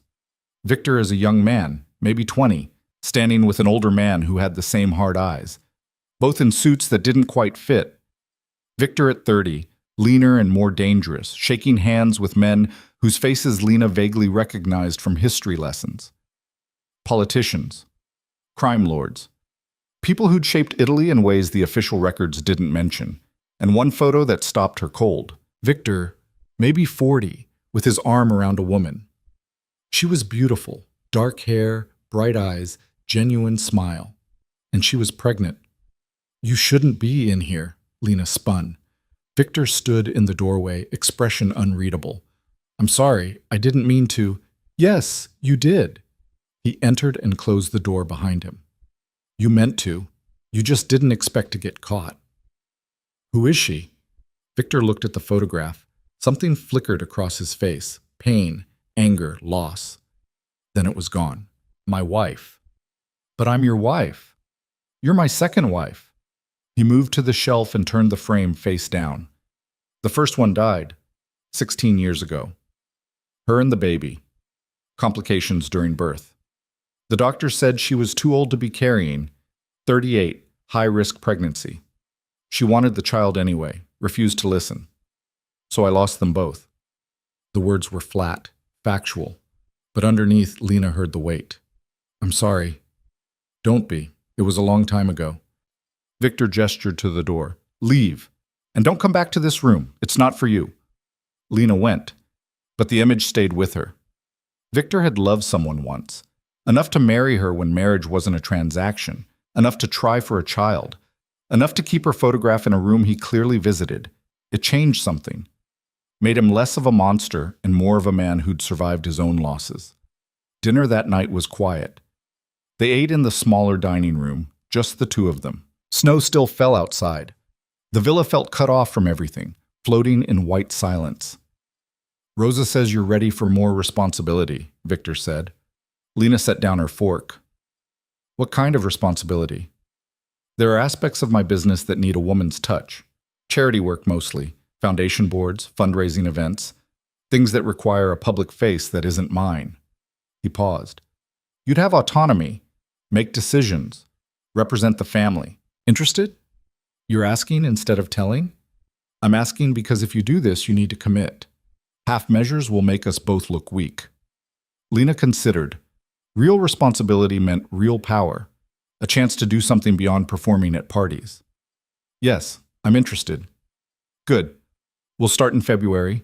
Rosa will brief you on the foundations, what they do, who runs them, where the money goes. You'll take board positions at 3 of them, learn the operations, then make them better." "Just like that?" "You wanted purpose. Here it is." Victor's expression was neutral. "Don't waste it." The snow trapped them for 3 days. Lena fell into a strange routine, mornings in the library, afternoons working out or playing piano, evenings with Victor in what had become their default mode of coexistence. They talked sometimes, about books, about the political situation in Rome, about nothing important. Other times they just existed in parallel, him working, her reading, the silence comfortable enough not to need filling. On the 3rd night, Lena woke to sounds from Victor's room. Not nightmares this time, worse. She heard him moving, then a crash, then a strangled sound that might have been pain. She debated staying in her room. It wasn't her business, but something pulled her up and through the connecting bathroom. Victor sat on the edge of his bed, shirt off, blood on his hands. A bottle of whiskey sat on the nightstand, half empty. He looked up when she entered, eyes unfocused. "Get out." You're bleeding. It's nothing. Leave. Lena saw the wound, a gash along his ribs, maybe 6 inches long. Not deep enough to be fatal, but bad enough to need attention. What happened? I said leave. And I said you're bleeding. She moved to the bathroom and found the first aid kit she'd noticed weeks ago. Let me help. I don't need help. You clearly do. She brought the kit to the bed. Let me clean it at least. Then I'll leave. Victor stared at her for a long moment. Then he gestured sharply. Fine. Make it quick. Lena had no medical training beyond basic first aid, but she'd cleaned enough of her own cuts and scrapes to know the process. She wet a clean cloth and approached carefully. This will hurt. Everything hurts. Get on with it. She cleaned the wound as gently as possible. Victor barely flinched. Up close, she could see other scars, old ones, layered across his torso like a map of violence survived. Knife wounds, burn marks, something that looked like it came from a bullet. You've been hurt a lot, she said quietly. Occupational hazard. What happened tonight? Business. Don't ask questions you don't want answered. He took a swig from the whiskey bottle. How do you know how to do this? YouTube. And practice. Lena applied antibiotic ointment. I used to patch my sister up when she got into fights at school. You have a sister? Had. I do. I just haven't talked to her since... She trailed off. Since you came here. Yeah. Victor was quiet while she bandaged the wound. When she finished, he looked at the neat wrapping. Adequate work. High praise. Don't expect more. But his tone was almost warm. Thank you. Lena started to leave, then turned back. The nightmares. Are they about her, your first wife? Victor's expression closed. That's none of your concern. Maybe not. But you're drunk and bleeding and clearly not sleeping, so maybe it should be someone's concern. I don't need therapy from a 20-year-old. I'm not offering therapy. I'm offering to listen. There's a difference. Lena sat in the chair near the window. But if you want to bleed alone in the dark, I'll go. Victor studied her. Then, surprisingly, he spoke. The nightmares aren't about her. They're about everyone I've killed to build this empire. All the faces, all the screaming. It doesn't matter if they deserved it or not. They're still there. Every night. He took another drink. I thought it would get easier. It doesn't. You just get better at functioning despite it. I'm sorry. Don't be. I made my choices. I live with them. He set down the bottle. But some nights it's harder than others. Tonight was bad. There was a situation. I had to make a call. People died. They would have died anyway. I just chose who. Lena didn't know what to say to that, so she said nothing, just sat with him in the quiet. Eventually, Victor lay back against the pillows, eyes closing. You should sleep, Lena said. I will. Eventually. He opened his eyes slightly. You can go. I'm fine. You're not, but I'll go anyway. She stood. Victor? What? The first wife. What was her name? A long pause, then, Elena. Her name was Elena. Plus, Lena felt the weight of that, how close their names were, whether that was coincidence or design. She left him there and returned to her room, but she didn't sleep. She lay awake thinking about the man in the next room, damaged, dangerous, drowning in ghosts he'd created himself. And she wondered if she was starting to care. Not love, nothing that simple, but something more complicated. Recognition, maybe, of pain that mirrored her own in different ways. February brought new responsibilities. Rosa introduced Lena to the 3 foundations, one for children's hospitals, one for education in poor regions, one for women escaping domestic violence. The boards were filled with society women who smiled with their mouths and calculated with their eyes. You're very young, one woman said at Lena's first meeting. Her name was Claudia, and she'd been on the education board for 15 years. Do you even understand what we do here? I understand you've raised 12 million euros in 15 years, Lena replied in perfect Italian, and spent 8 million on administrative costs. That's a terrible ratio. I also understand that only 30% of the remaining funds actually reached the schools they were designated for. The rest got absorbed by contractors with convenient connections to board members. So yes, I understand exactly what you do here. The room went silent. Claudia's smile froze. Those are serious accusations. They're facts. I've reviewed 5 years of financial records. Would you like me to continue? Rosa, sitting beside her, didn't intervene. This was Lena's test. Who gave you access to those records? Another board member demanded. My husband, who founded this organization and has every right to know how his money is being used. Lena met each woman's eyes. I'm not here to make friends. I'm here to make sure these foundations actually help people instead of padding the pockets of the well-connected. If that's a problem, you're welcome to resign. No one resigned, but they listened. Over the next month, Lena restructured all 3 boards, fired the worst offenders, brought in new members with actual expertise instead of just social connections, changed vendors, increased transparency. The pushback was intense. Angry phone calls, veiled threats, attempts to go around her to Victor. Victor sent them all back to Lena. She speaks for me, he told one particularly persistent former board member. If you have a problem with her decisions, take it up with her, not me. Isabella was delighted. You're making enemies, she said over coffee one afternoon. Important enemies, women with powerful husbands. Good. They should have been afraid earlier. Maybe they wouldn't have stolen so much. You sound like Victor. Is that a compliment or an insult? Both, Isabella smiled. But I like it. You're not the scared girl who arrived here anymore. No, I'm not. The work was consuming. Board meetings, site visits to hospitals and schools, fundraising events where Lena had to smile at the same people she'd fired and convince them to donate anyway. It was exhausting. It was frustrating. It was purpose. One evening in late March, Lena returned to the villa after a particularly brutal board meeting to find Victor waiting in their sitting room. How did it go? Claudia quit, said she wouldn't be lectured by a child. You're not a child. I know. She's just angry I exposed her cousin's construction company for overcharging by 40%. Lena collapsed onto the sofa. 3 others walked out with her. I'll need to replace them. Will you? Already have candidates. Isabella's helping. We'll vote them in next week. She looked at him. Did you know what I'd find when you gave me access to those records? I suspected. And you let it happen anyway? I was busy building an empire. I didn't have time to police every foundation board. That's why I'm delegating now. Victor poured 2 glasses of wine and handed her one. You're doing well. Better than expected. You keep saying that. Maybe raise your expectations. He almost smiled. Maybe I will. They drank in comfortable silence. Lena realized this had become normal, coming home, debriefing with Victor, existing in the same space without tension. When had that happened? When had home become the villa instead of a prison? There's an event in Rome next month, Victor said. Political fundraiser. The kind where deals get made in back rooms while everyone pretends to care about policy. I need to attend.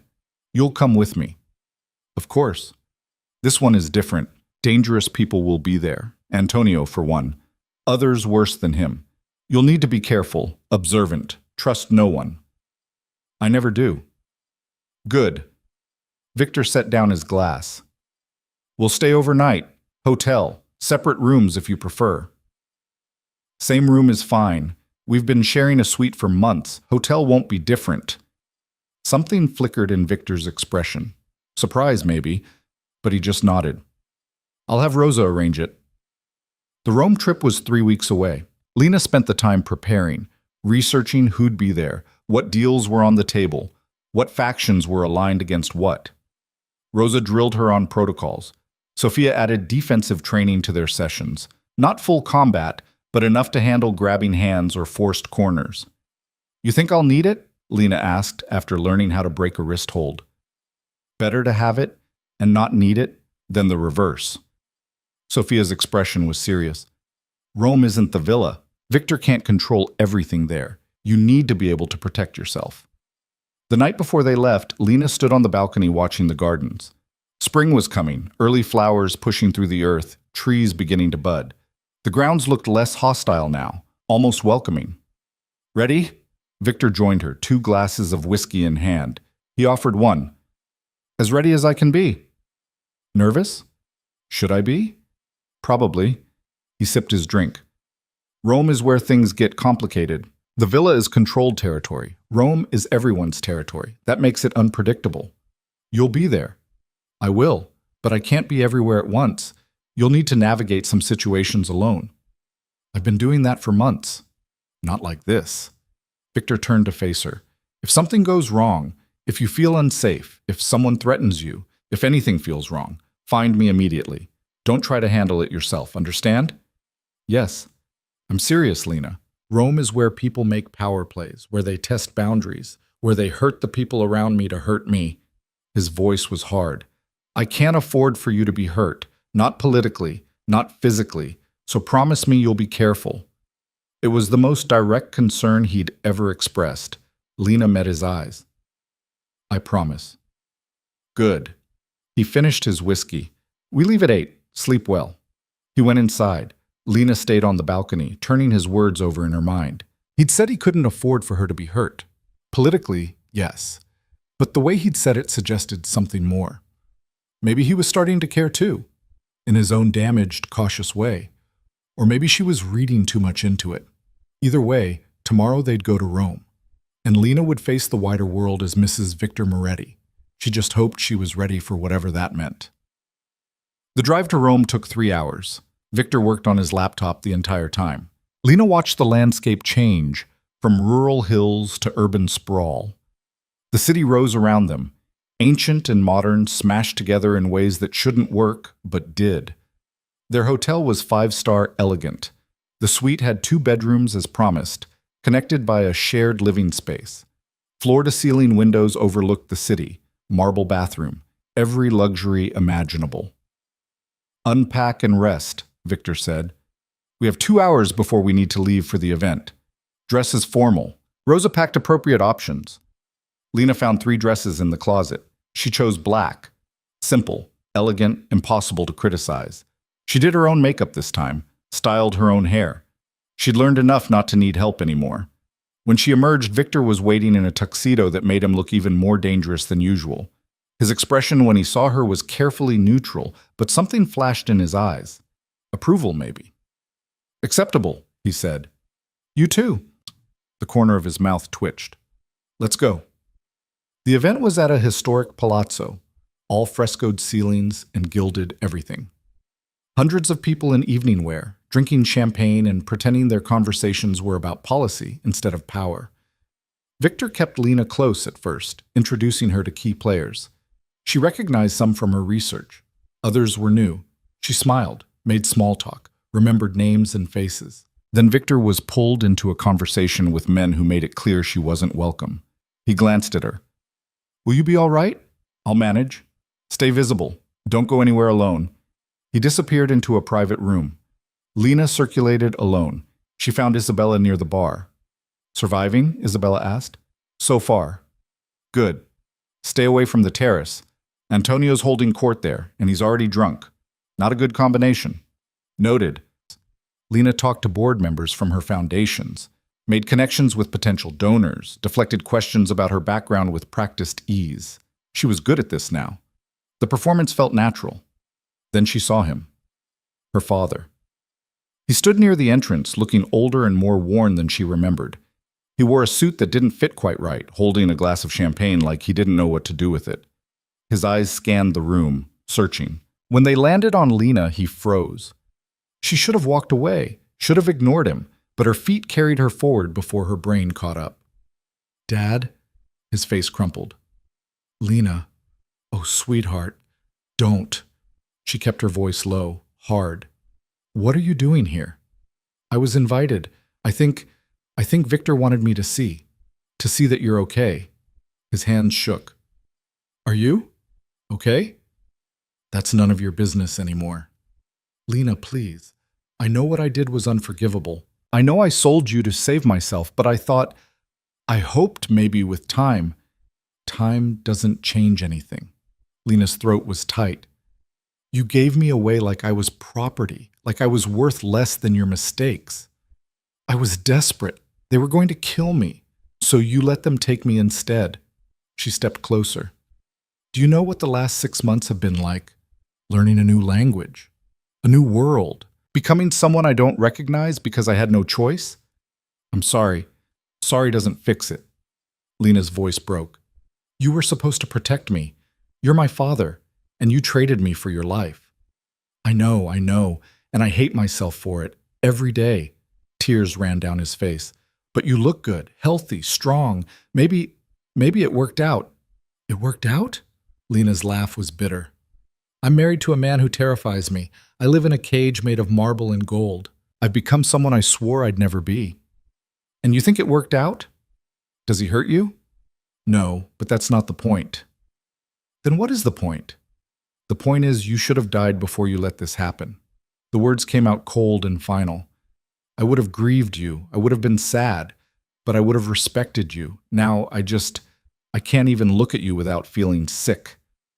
Her father sobbed openly now. People were starting to stare.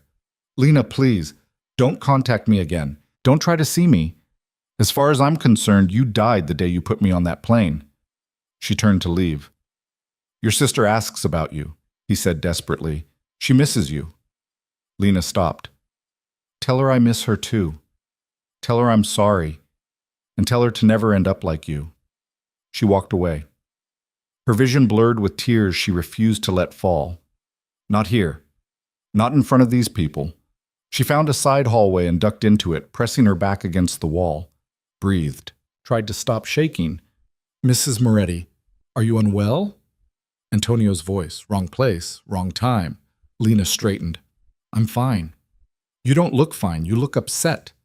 He moved closer. Too close. Trouble in paradise already? Step back. Or what? You'll tell Victor? Antonio smiled. He's busy. Very important meeting. Could be hours. That leaves you all alone in this big, scary palazzo. I said step back. I heard you. I'm choosing not to listen. His hand touched her arm. You're very beautiful when you're angry. Did you know that? Lena remembered Sophia's training. She grabbed Antonio's wrist, twisted, and stepped into his space. He gasped in surprise and pain. Touch me again, and I'll break more than your wrist, she said quietly. Do you understand? Do you understand? Antonio tried to pull away. Lena's grip tightened. Yes. Fine. I understand. She released him. He stumbled back, cradling his wrist. Victor will hear about this, he spat. Good. Tell him. Tell him exactly what you tried to do. Lena's voice was ice. See how that works out for you. Antonio's face went pale. He turned and left quickly. Lena leaned against the wall again, adrenaline crashing through her system. Her hands were shaking now. She'd just assaulted a powerful man, threatened him, made an enemy, but she'd also protected herself. Footsteps approached. Marco appeared, concern on his face. Mrs. Moretti, Mr. Moretti is looking for you. I'm here. I can see that. Are you all right? Yes. Just needed air. Marco's eyes were knowing. Did something happen? Nothing I couldn't handle. He studied her, then nodded. Come. He's waiting. Victor was in the main hall talking to an older man Lena didn't recognize. When he saw her, he excused himself and came over. Where were you? Dealing with something? His eyes narrowed. What something? My father was here. We talked. It's handled. And I told him never to contact me again. Lena met his gaze. Also, Antonio tried to corner me in a hallway. That's handled too. Victor's entire demeanor changed. What did he do? Touch my arm, made threats, nothing I couldn't stop. How did you stop it? Wrist lock, Sophia's been teaching me. Something that might have been pride flickered across Victor's face. Did you hurt him? A little. Good. He took her arm gently, not grabbing. We're leaving now. But the event is over for us. Victor guided her toward the exit. Marco, bring the car around. We're done here. In the car, Victor made a phone call. Low, rapid Italian. Lena caught enough to understand he was making arrangements, sending messages, dealing with Antonio. When he hung up, he turned to her. Tell me exactly what happened. Everything. Lena recounted both encounters, her father, then Antonio. Victor listened without interrupting. I shouldn't have left you alone, he said finally. You had business, and I handled it. You shouldn't have had to handle it. His voice was tight with controlled anger. Your father will be escorted from Rome tonight. He won't bother you again. As for Antonio, don't kill him. Victor raised an eyebrow. Why not? Because it'll start a war you said you're trying to avoid. And because I proved I can handle him. Killing him makes me look weak, like I need you to fight my battles. You do need me to fight some battles. That's what I'm here for. Not this one. Lena's voice was firm. Let him live with the humiliation of being handled by a 20-year-old woman. That's worse than death for a man like him. Victor stared at her. Then, surprisingly, he smiled. Actually smiled. You're right, that is worse. He leaned back. When did you become so calculating? I learned from the best. The smile widened slightly. Yes, you did. They rode in silence for a while. Then Victor spoke again. Your father. Are you all right? I will be. That's not what I asked. Lena looked out the window at Rome sliding past. I don't know. Seeing him made everything real again. What he did. What I lost. I thought I was past it, but I'm not. You won't be past it for a long time. Maybe never. Is that supposed to be comforting? It's supposed to be honest. Victor's voice was softer than usual. The people who betray us leave scars. We learn to live with them, but they never fully heal. You just get better at carrying them. Like your nightmares. Like my nightmares. Lena turned to look at him. Do you still dream about Elena? Victor was quiet for a long moment. Sometimes. Not the way I used to. Now it's just echoes. Her laugh. The way she'd argue with me about everything. The plans we made. He paused. She would have liked you, I think. Why? Because you don't break easily. She didn't either. It was the most personal thing he'd ever shared. Lena didn't know how to respond, so she just nodded. They arrived back at the hotel. Victor walked her to the suite. Get some rest, he said. We'll stay tonight and drive back tomorrow. Take time to process everything. Victor? He stopped. Thank you for leaving the event early, for caring that something happened. Of course I care. You're my wife. Is that all? He looked at her directly.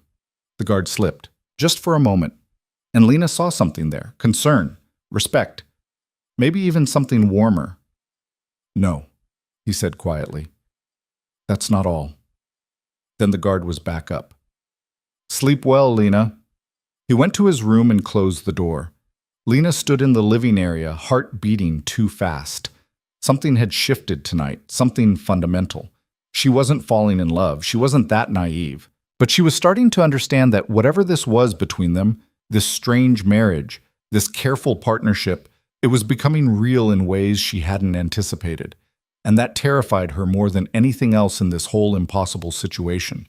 Because caring about Victor Moretti, even a little, meant accepting that she'd become part of his world, not as a prisoner anymore, as a willing participant. And there was no going back from that. The return to the villa felt different. Lena watched the familiar gate swing open and realized she was relieved to be back. When had this place stopped feeling like a prison and started feeling like safety? Victor disappeared into his office as soon as they arrived. Marco informed Lena that he'd be occupied for the rest of the day, damage control from the Rome trip probably, dealing with Antonio, managing whatever political fallout came from leaving the event early. She should have felt guilty about that. She didn't. Instead, she changed into workout clothes and found Sophia in the gym. Back early, Sophia observed. How was Rome? Complicated, Lena began stretching. I used the wrist lock you taught me. Sophia's eyebrows rose. On who? Antonio Russo. Did it work? He backed off. Then I taught you well. Sophia gestured to the mats. Show me exactly what happened. We'll refine it. They spent 2 hours drilling defensive techniques. By the end, Lena's muscles burned and sweat soaked through her shirt, but she felt centered again, grounded. You're getting dangerous, Sophia said as they finished. In the good way, the way that keeps you alive. Is that what Victor wants, to keep me alive? That's what anyone who cares about you wants. Sophia handed her a towel. And whether he admits it or not, he cares. Lena showered and changed, then wandered to the library. She'd been avoiding her foundation's work since before Rome, but emails had piled up. Site visits needed scheduling. Budget proposals required review. Work that mattered. She lost herself in it for hours. When she finally looked up, the sun had set and her neck ached from hunching over her laptop. A knock at the library door. "Come in." Victor entered carrying 2 plates of food. "Rosa says you missed lunch and dinner. I thought I'd save her the lecture and bring this myself." Lena blinked. Victor had never brought her food before, never sought her out except for specific reasons. "Thank you." He set the plates on the desk, pasta, salad, bread that smelled fresh from the oven. Then he sat in the chair across from her. "How's the foundation work?" "Good. The education board is finally cooperating. We're opening 2 new schools in the South. Full funding approved." "I saw the budget proposal. You're thorough." "I learned from watching you work." Lena took a bite of pasta. "It was perfect." "Of course it was. Everything in this villa was perfect." "How's the Antonio situation?" "Contained. He won't retaliate directly. His pride's wounded, but he knows crossing me over this would be suicide." Victor's expression was neutral. "However, he'll remember. Find other ways to cause problems. You'll need to stay alert." "I'm always alert now." "I know. That's why I'm not more worried." He paused. "About your father." Lena's hand tightened on her fork. "What about him?" "He left Rome as instructed. He won't contact you again. I made sure of it." Victor's voice was careful. "But if you want to reach out to your sister, I can arrange it. Secure line. Supervised if necessary. Just so she knows you're all right." The offer surprised her. "Why would you do that?" "Because cutting you off from everyone you knew was necessary for the transition. But you're stable now, established. A phone call won't undermine that." He met her eyes. "And because you looked destroyed when your father mentioned her. I don't need you carrying that weight." Lena's throat felt tight. "I'd like that. To talk to her." "I'll have Marco set it up." Victor stood. "Finish eating. You're too thin. Rosa's been complaining." He left before Lena could respond. She sat alone in the library, staring at the food, trying to process what had just happened. Victor had noticed she was upset, cared enough to offer something that would help, brought her dinner himself instead of sending staff. Small gestures. But from Victor, they felt monumental. The call with her sister happened 3 days later. Marco set up a laptop in the music room, private, comfortable, away from the main household traffic.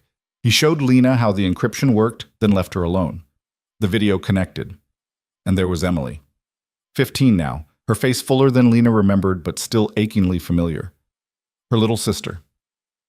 "Lena?" Emily's voice cracked. "Oh my God, is that really you?" "It's me."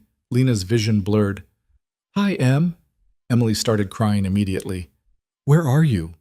Are you okay? Dad won't tell me anything except that you're married and living in Italy, and I can't contact you, and I thought something terrible happened. I'm okay. I promise I'm okay. You disappeared. You just left and didn't say goodbye, and Dad wouldn't explain, and..." Emily wiped her eyes. "I've been so scared." "I know. I'm sorry. I couldn't call before. It's complicated." "Are you in trouble? Did someone hurt you?" "No, I'm not hurt." Lena chose her words carefully. "Dad had some problems. Business problems. I helped solve them by marrying someone who could make those problems go away. It sounds worse than it is." "You married someone to save Dad?" Emily's expression shifted from relief to anger. "That's insane. You shouldn't have had to do that. He's the parent. He's supposed to protect us." "I know. Are you happy at least? Is he good to you?" Lena thought about Victor, about the strange partnership they'd built, the respect that had grown between them. "He's not cruel. He's given me opportunities I never would have had. I'm learning things, doing work that matters. It's not what I planned, but it's not terrible either." "But do you love him?" "Love isn't really part of the arrangement." "That's so sad, Lena."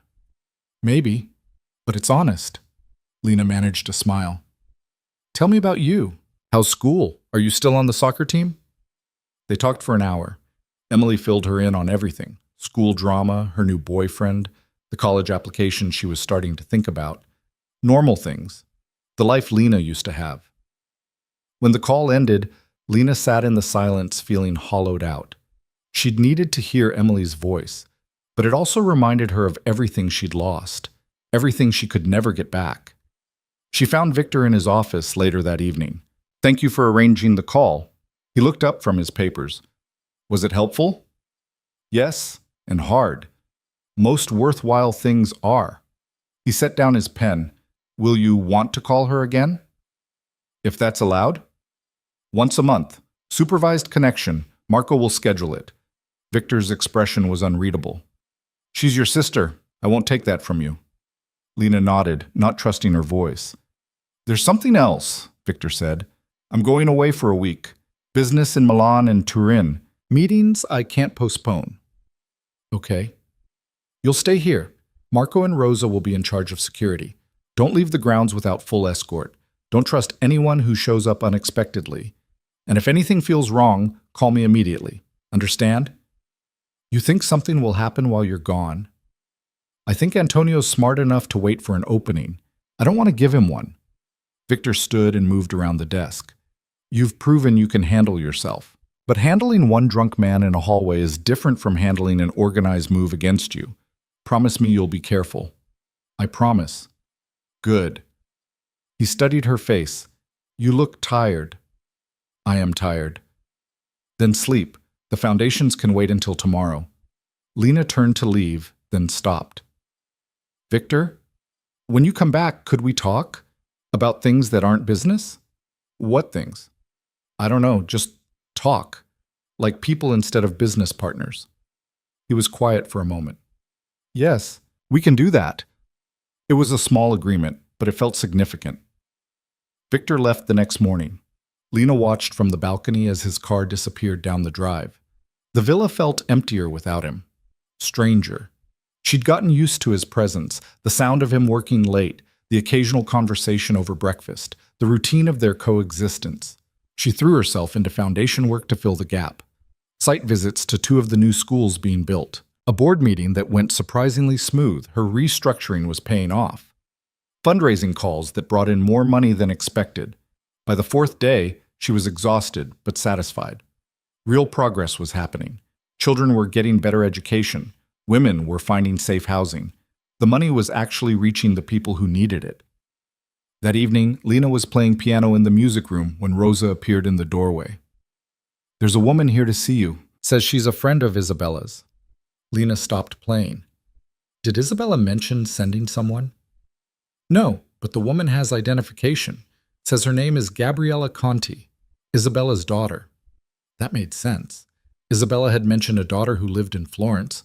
Lena had never met her, but it wasn't unusual for family members to visit. "Where is she?" "In the main sitting room. Marco's with her." Lena found a woman in her early 30s waiting, elegant in a way that reminded her of Isabella. Dark hair, sharp eyes, expensive clothes that looked casual but probably weren't. "Mrs. Moretti, I'm so sorry to arrive unannounced. My mother mentioned you were here alone and I was passing through on my way to Naples. I thought I'd stop and introduce myself properly." Marco stood near the door, expression neutral but watchful. "It's nice to meet you," Lena said carefully. "Can I offer you coffee? Wine?" "Coffee would be lovely." They settled in the sitting room. Staff brought coffee and small pastries. Gabriella made pleasant conversation, asking about the foundations, about life at the villa, about how Lena was adjusting to Italy. It all felt normal, but something nagged at Lena. Some instinct that said this wasn't quite right. "Your mother's been very kind to me," Lena said. "I'm grateful for her guidance." "She likes you. Says you're stronger than Victor's first wife. More adaptable." The mention of Elena felt wrong. Too familiar, too pointed. "I never met Elena, so I can't compare." "Of course not. She died before you were even born, probably." Gabriella smiled. "You're so young. It must be strange being married to a man old enough to be your father." "We make it work." "Do you?" Gabriella leaned forward slightly. "Forgive me for being direct, but everyone wonders, are you happy, trapped in this villa with a man known for violence? Or are you just very good at pretending?" Lena's instinct screamed. This wasn't friendly curiosity. This was testing, probing for weakness. "I'm as happy as anyone in an arranged marriage can be. Victor treats me well. I have meaningful work. That's enough. Is it though? Don't you miss freedom? Choice? The ability to leave if you wanted? Marco shifted near the door. He'd heard it too, the wrong note in Gabriella's voice. Mrs. Conti, Lena said carefully, why are you really here? Gabriella's smile sharpened. Just curious about the woman who's captured Victor Moretti's attention. He's not an easy man to impress. Yet here you are, his young bride, running his foundations, playing house in his villa. She set down her coffee cup. Some people find that threatening. Which people? People who preferred when Victor was isolated, vulnerable, easier to manipulate. Gabriella stood. You should be careful, Mrs. Moretti. Not everyone wants to see this marriage succeed. She left before Lena could respond. Marco was immediately at Lena's side. Are you all right? That wasn't Isabella's daughter, was it? I'm checking now. He was already on his phone, speaking rapid Italian to someone. His expression darkened. Isabella's daughter is in Florence. Has been all week. She never left. Lena's blood ran cold. Then who was that? I don't know. But she's not getting off the grounds. Marco made another call. Security. Alerting the gates. Stay here. Don't move. He left at a run. Lena sat frozen, mind racing. Someone had impersonated Isabella's daughter, gained access to the villa, sat across from her asking pointed questions about her marriage, her happiness, Victor's vulnerabilities. This was the organized move Victor had warned her about. She grabbed her phone and called him. It rang 4 times before he answered. Lena? What's wrong? Someone just tried to get information from me. Pretended to be Isabella's daughter. Marco's handling it, but I thought you should know. Are you hurt? No, just shaken. Lock yourself in our suite, now. Don't open the door for anyone except Marco or Rosa. I'm heading back. The sound of movement, doors closing. I'll be there in 4 hours. Can you stay safe that long? Yes. Go, lock the door. I'll call Marco and coordinate from the road. The line went dead. Lena ran to the suite, locked both doors, checked the balcony, no way up without equipment. She was as secure as she could be. Her phone rang. Marco. Mrs. Moretti, are you locked in? Yes? Good. Stay there. The woman got out through a service entrance before we could stop her. We have her on camera. Victor's people are identifying her now. A pause. I'm sorry. I should have been more careful about who I let in. You couldn't have known. It's my job to know, but we'll find her. And we'll find out who sent her. Marco, what did she want? Information or something else? I think she wanted to see if you were a weakness Victor could be exploited through, whether you'd break under pressure or could be turned against him. And what did she find out? That you're loyal and smart enough not to give her anything useful. Marco's voice held approval. You did well, Mrs. Moretti. Better than most would have. After Marco hung up, Lena sat on the bed trying to stop shaking. Someone had tested her, looked for cracks in her relationship with Victor. Ways to hurt him through her. And she'd passed the test. Hadn't given up information, hadn't shown fear, had stayed loyal to the man she'd once called a monster. When had that loyalty become real? When had protecting Victor become instinct instead of obligation? She didn't have answers, just the bone-deep certainty that if someone tried to hurt him, she'd fight back. Not because she had to, because she wanted to. That realization should have terrified her. Instead, it felt like clarity. The next 4 hours crawled by. Lena tried to read, to work, to do anything that would distract her. Nothing worked. She paced the suite, checked the locks repeatedly, jumped at every sound. Finally, she heard quick footsteps in the hall. A knock. Lena, it's me, Victor's voice. Lena unlocked the door and found him standing there still in his travel clothes, hair disheveled from the drive, expression tight with controlled fury. Are you hurt? No, I told you I wasn't. He pulled her into a fierce hug. Lena froze, shocked. Victor never touched her unnecessarily, never showed open affection, but his arms were solid around her, holding tight like he needed to confirm she was real. I should have been here, he said into her hair. I shouldn't have left you. You had business. Nothing is more important than keeping you safe. He pulled back to look at her face, hands gripping her shoulders. Nothing. Do you understand? Lena stared at him. His expression was raw, fear and anger and something else she couldn't name. The careful control he always maintained had cracked. "I'm okay," she said softly. "I promise. I'm okay." Victor's hands dropped. He stepped back, visibly collecting himself, the mask sliding back into place. But Lena had seen what was underneath, and it changed everything. "We identified the woman," he said, voice steadier now. "Her name is Sofia Marchetti. She works for Antonio's organization. This was his move, testing your loyalty, gathering information, looking for ways to hurt me through you." "What are you going to do?" "What I should have done months ago." Victor's expression hardened. "I'm going to remind Antonio why people don't touch what's mine. Don't start a war over this. This is already a war. He made it one when he sent someone into my home to threaten my wife." Victor moved to the window, jaw tight. "I've been patient, diplomatic, trying to avoid bloodshed, but patience has limits." "Victor, he could have hurt you, Lena. If you'd been less careful, less smart, if you trusted the wrong person." His hands clenched. "I can't allow that threat to continue." Lena approached him carefully.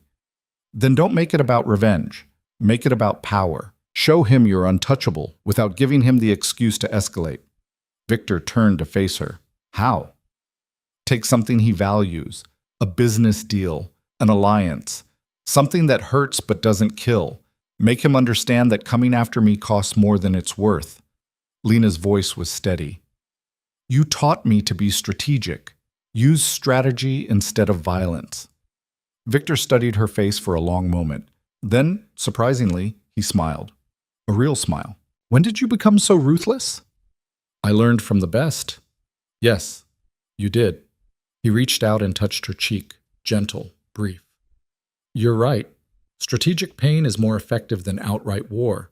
I'll make the arrangements." His hand dropped, but the warmth of it lingered. "Are you staying?" Lena asked. "Or going back to Milan?" "Staying. I'm not leaving you alone again until this is resolved." Victor moved to his desk and opened his laptop. "Go to bed. You need rest." "I'll work here." "I won't be able to sleep." "Then lie down anyway. Your body needs it, even if your mind doesn't." Lena retreated to her room but left the connecting door open. She could hear Victor on the phone, making calls, issuing orders, dismantling whatever piece of Antonio's empire he'd decided to take. The sound was oddly comforting. Victor was here. Victor was handling it. She was safe. She must have dozed off eventually because she woke to darkness and silence. The clock read 3 a.m. Soft light spilled from Victor's room. Lena got up and found him still at his desk, tie loosened, papers scattered around him. He looked exhausted. "You should sleep too," she said. "Soon." He didn't look up from his work. "Just finishing these contracts. By morning, Antonio will lose his stake in the shipping operation in Genoa. He'll understand the message. That I'm not worth the trouble of attacking? That you're valuable enough to me that anyone who threatens you loses everything." But Victor finally met her eyes. "There's a difference." Lena's heart did something complicated in her chest. "Victor, I know what you're going to say. That this is just business, that I'm protecting an asset, that it doesn't mean anything beyond strategy." He set down his pen. "And maybe that's true. Maybe I'm incapable of more. But when Marco called to tell me someone had gotten to you, I drove 140 kilometers an hour to get back here. I would have killed anyone who hurt you. Not strategically, not carefully, just killed them." "Why?" "Because somewhere in the last 6 months, you stopped being a transaction and became," he paused, searching for words, "important, not just to my plans, to me." Lena couldn't breathe. "I don't know what to do with that." "Neither do I." Victor stood and moved closer. "I'm not going to love you. I don't think I'm capable of that anymore. Elena took that part of me when she died. But I can value you, protect you, give you everything you need. Is that enough?" It should have felt like too little. A half measure, scraps. But standing there looking at Victor, this dangerous, damaged man who just admitted he couldn't love her but would kill for her anyway, it felt like more than Lena had ever expected to have. "Yes," she said quietly. "That's enough." Victor reached out and tucked a strand of hair behind her ear. The gesture was tender in a way that didn't match anything else about him. "Go back to bed. I'll join you in a few hours." "Join me?" In my room, not yours. His expression was careful. I sleep better knowing you're close, but only if you're comfortable with that. Lena considered. They'd been married for months, shared a suite, existed in each other's space. Sleeping in the same room shouldn't feel like a big step, but it did. Okay, she said. Wake me when you come to bed. Why? Because I sleep better knowing you're close too. Something shifted in Victor's expression. Softness. Vulnerability. Then it was gone. I will. Lena went back to her room and gathered a few things, then moved them to Victor's side of the suite. His bed was larger. The room felt more lived in. She climbed under the covers and waited. True to his word, Victor came to bed 2 hours later. He moved quietly, trying not to wake her, but Lena was still awake. Did you finish? She asked. Yes, it's done. Antonio will wake up significantly poorer and much more cautious. Victor sat on the edge of the bed. Are you sure about this? Sharing the room? Are you? I asked first. Then yes, I'm sure. Victor lay down on his side of the bed, maintaining careful distance. They existed in the darkness, both awake, both uncertain. Thank you, Lena said finally, for coming back, for caring that I was scared. You're my wife. Where else would I be? Milan, handling business. Business can wait. You couldn't. He shifted slightly. Sleep, Lena. I'm here. Nothing will hurt you. For the first time since arriving in Italy, Lena believed him completely. She fell asleep to the sound of Victor's breathing and woke hours later to sunlight streaming through the windows. Victor was already up, dressed, on the phone conducting business like nothing had changed. But everything had changed. They'd crossed some invisible line in the night, moved from strategic partnership into something more personal, more real. Lena didn't know what to call it. Not love. Victor had been clear about that. But maybe something better. Something built on honesty and respect instead of illusion. She got up and dressed. Found Rosa waiting in the sitting room with coffee and a knowing smile. Good morning, Mrs. Moretti. You look well rested? I am. Good. You have a full day. Board meeting at 10, site visit at 2, dinner with Mr. Moretti at 8. He specifically requested just the two of you tonight. He did? He did? Rosa's smile widened. Things are changing around here. About time, if you ask me. I didn't ask. No, but I'm telling you anyway. Rosa handed her the coffee. You're good for him, you know. He's different when you're around. More human. He's still plenty dangerous. Of course he is, but dangerous men need anchors too. People who remind them why they're building empires instead of just destroying things. Rosa squeezed her shoulder. You're his anchor, Lena, whether either of you admits it or not. The words settled over Lena like weight and wings at the same time. She'd come to Italy believing she was a prisoner, a possession, a sacrifice to pay her father's debts. But she'd become something else entirely. Someone with power, purpose.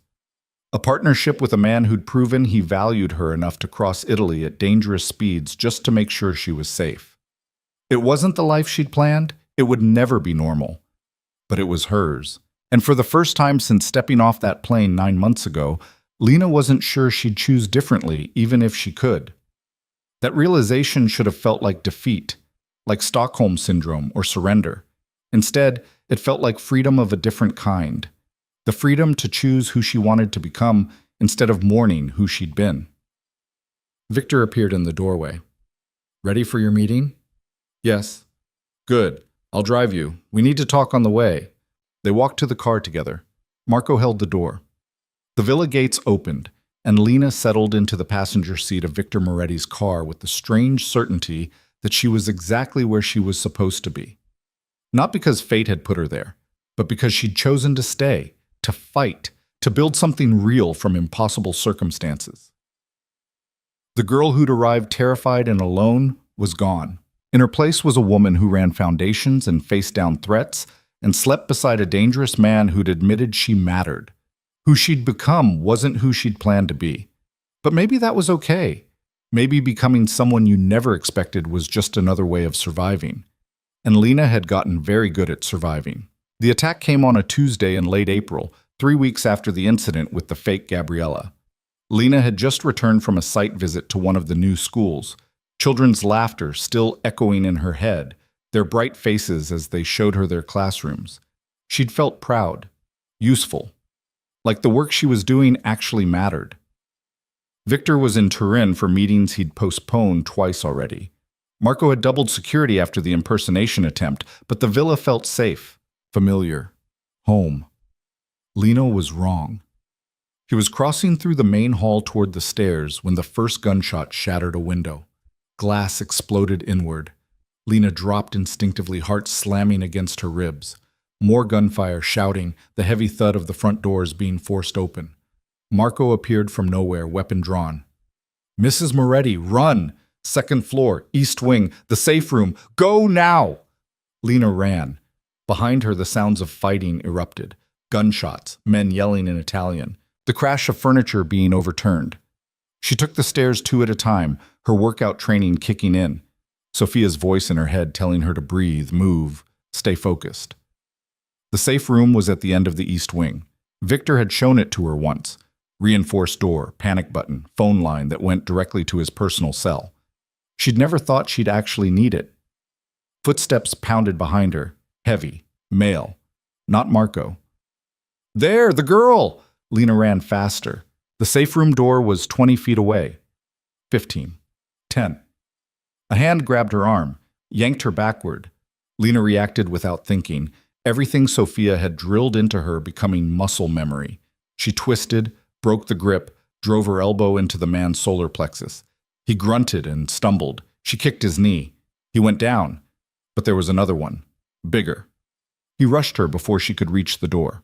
Lena fought. She used everything, strikes Sophia had taught her, dirty fighting, desperation.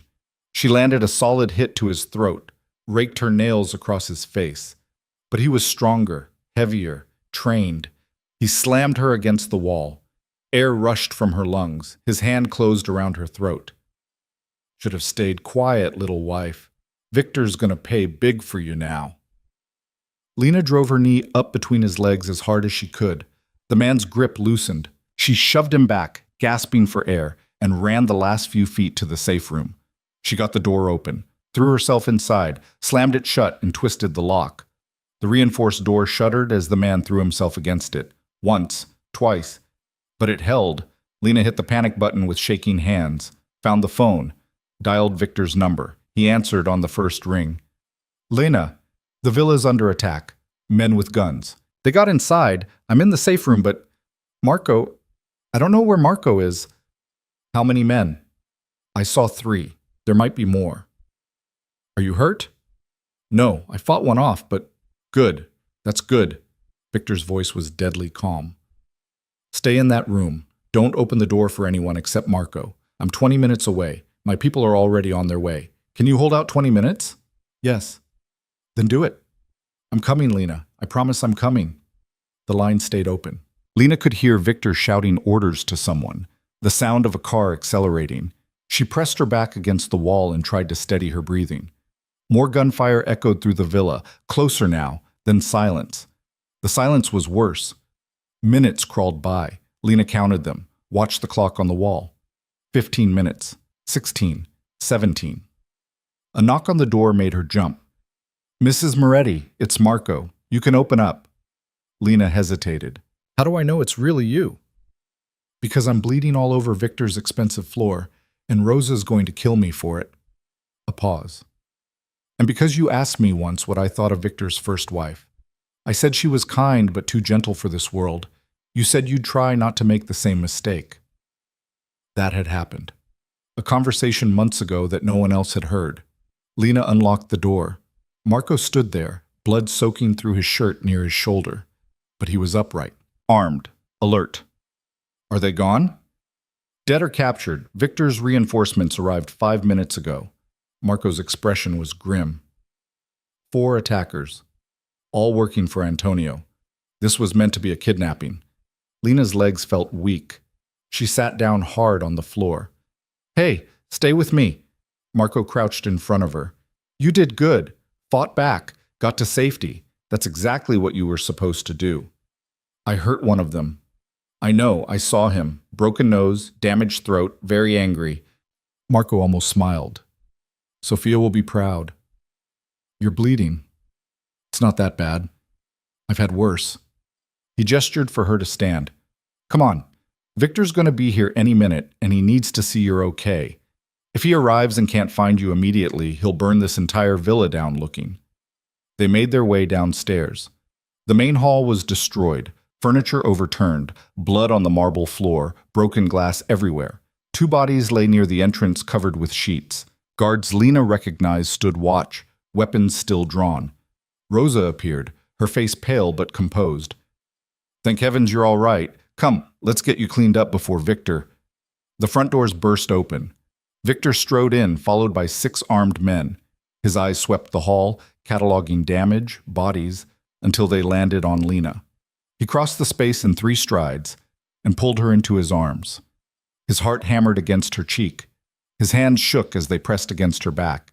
You're okay. You're okay. He said it like he was convincing himself. I should have been here. I should have... You couldn't have known. I should have anticipated this. After the impersonation attempt, I should have tripled security, stayed at the villa, never left you. His voice cracked. When you called and I heard the gunfire, Lena pulled back to look at his face. She'd never seen him like this. Control completely shattered. Fear and rage and relief all tangled together. I'm okay, she said firmly. I fought back. I got to the safe room. I did everything right. You shouldn't have had to. Victor's hands framed her face. You shouldn't have to fight in your own home. This is my fault. All of it. It's Antonio's fault. And he'll pay for it. The words were flat, final. But first, are you hurt? Did they touch you? One grabbed me. I got away. Some bruises maybe, but nothing serious. Victor's jaw tightened. His thumb traced along her throat where she could feel bruises forming. He put his hands on you, and I put my knee in his balls. We're even. Despite everything, Victor's mouth twitched, almost a smile. That's my girl. The word settled over Lena like a claim. My girl. Not my wife, not my possession. My girl. When had that become true? Rosa insisted on checking Lena for injuries. They found bruises on her arm, her back, her throat. Nothing broken. Nothing that wouldn't heal. But Rosa still fussed, applying ointment and wrapping Lena's wrist where she'd sprained it fighting. You're very brave, Rosa said quietly. Most women would have frozen. You fought. Sophia trained me well. Training only works if you have the courage to use it. Rosa met her eyes. You're stronger than you know, Lena. Don't forget that. Victor was on the phone for hours.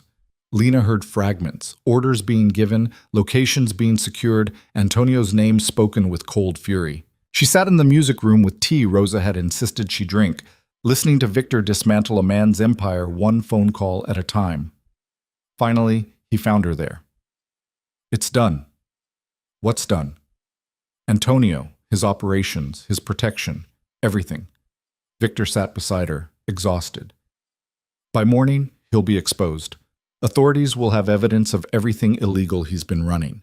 His allies will abandon him. He'll be lucky if he makes it to prison before his own people turn on him. You're destroying him. I'm eliminating a threat. Victor's voice was ice. He sent men into my home to take you, to hurt you, to use you against me. There's no coming back from that. Will there be consequences for you? Probably. But I don't care. He turned to face her. I told you once that I'd built an empire on violence, that I'd done terrible things, that I wasn't capable of being anything but what I am. I remember. I was wrong. Victor's expression was raw, honest. Because when I thought I might lose you today, I realized I'd burn it all down. The empire, the power, everything I've built, if it meant keeping you safe. And that terrifies me more than anything I've faced in 30 years. Lena's breath caught. Victor, I told you I couldn't love you, that Elena took that part of me. And maybe that's still true. Maybe what I feel isn't love. He reached for her hand. But it's close enough that the difference doesn't matter anymore. Lena looked at their joined hands, his scarred and calloused from years of violence. hers smaller but stronger than they'd been 9 months ago. I don't need you to love me, she said quietly. I just need you to keep being honest, keep valuing me, keep choosing me even when it's not convenient. That's easy. You're the best choice I've ever made. Even though you didn't choose me, my father forced your hand. Your father created the opportunity. I chose to take it. I chose you. Victor's grip tightened, and I'd choose you again. Every time. Something in Lena's chest cracked open. All the walls she'd built, all the protection she'd wrapped around herself. It crumbled in the face of Victor's brutal honesty. I don't love you either, she said. Not the way people in normal marriages love each other. But I trust you, I value you, and when I heard those men in the villa, my first thought was that you were going to be devastated if they hurt me. Not because you'd lose an asset, because you'd lose me, and I couldn't let that happen. So what is this? What are we? I don't know, but it's ours, and that's enough. Victor pulled her close. Lena rested her head against his shoulder and let herself feel safe for the first time since the attack. They existed like that until Rosa came to tell them dinner was ready. But neither of them was hungry. They just wanted proximity, proof they were both still alive. That night they slept in the same bed without hesitation. Victor held her carefully, like she might break. Lena pressed close, needing the solid reality of him. I'm changing things, Victor said into the darkness. The business, the operations. I'm pulling back from the violent side. Legitimizing as much as possible, building something sustainable instead of just profitable. Why? Because I don't want our children growing up the way I did, surrounded by violence, never knowing if their father would come home. He paused. If we have children, if you want that. The mention of children made Lena's heart skip. The contract had specified an heir, but this felt different, like Victor was asking, not demanding. I think I'd want that, she said carefully. Eventually, when things are more stable. When I've made the world safer for you. You can't make the world safe, Victor. You can only make me strong enough to survive it. Then I'll do both. They fell asleep tangled together. And when Victor's nightmares came, and they did, worse than usual after the stress of the day, Lena was there to wake him gently, to remind him where he was, that they were both alive. The next morning brought news. Antonio had been arrested trying to flee the country. His organization had collapsed overnight. His former allies were testifying against him to save themselves. It's over, Marco reported. He's done. He'll spend the rest of his life in prison if he's lucky. More likely, someone inside will handle him before trial. Victor showed no satisfaction, just grim acceptance. What's the status on our people? How many did we lose? 2 guards killed in the initial breach. 3 wounded, including me. Could have been much worse if Mrs. Moretti hadn't gotten to the safe room quickly. Victor's expression tightened. See that the families of the dead are taken care of. Full pensions. Education funds for any children. They died protecting what's mine. I don't forget that. Already arranged. After Marco left, Lena and Victor walked the gardens. Spring had fully arrived.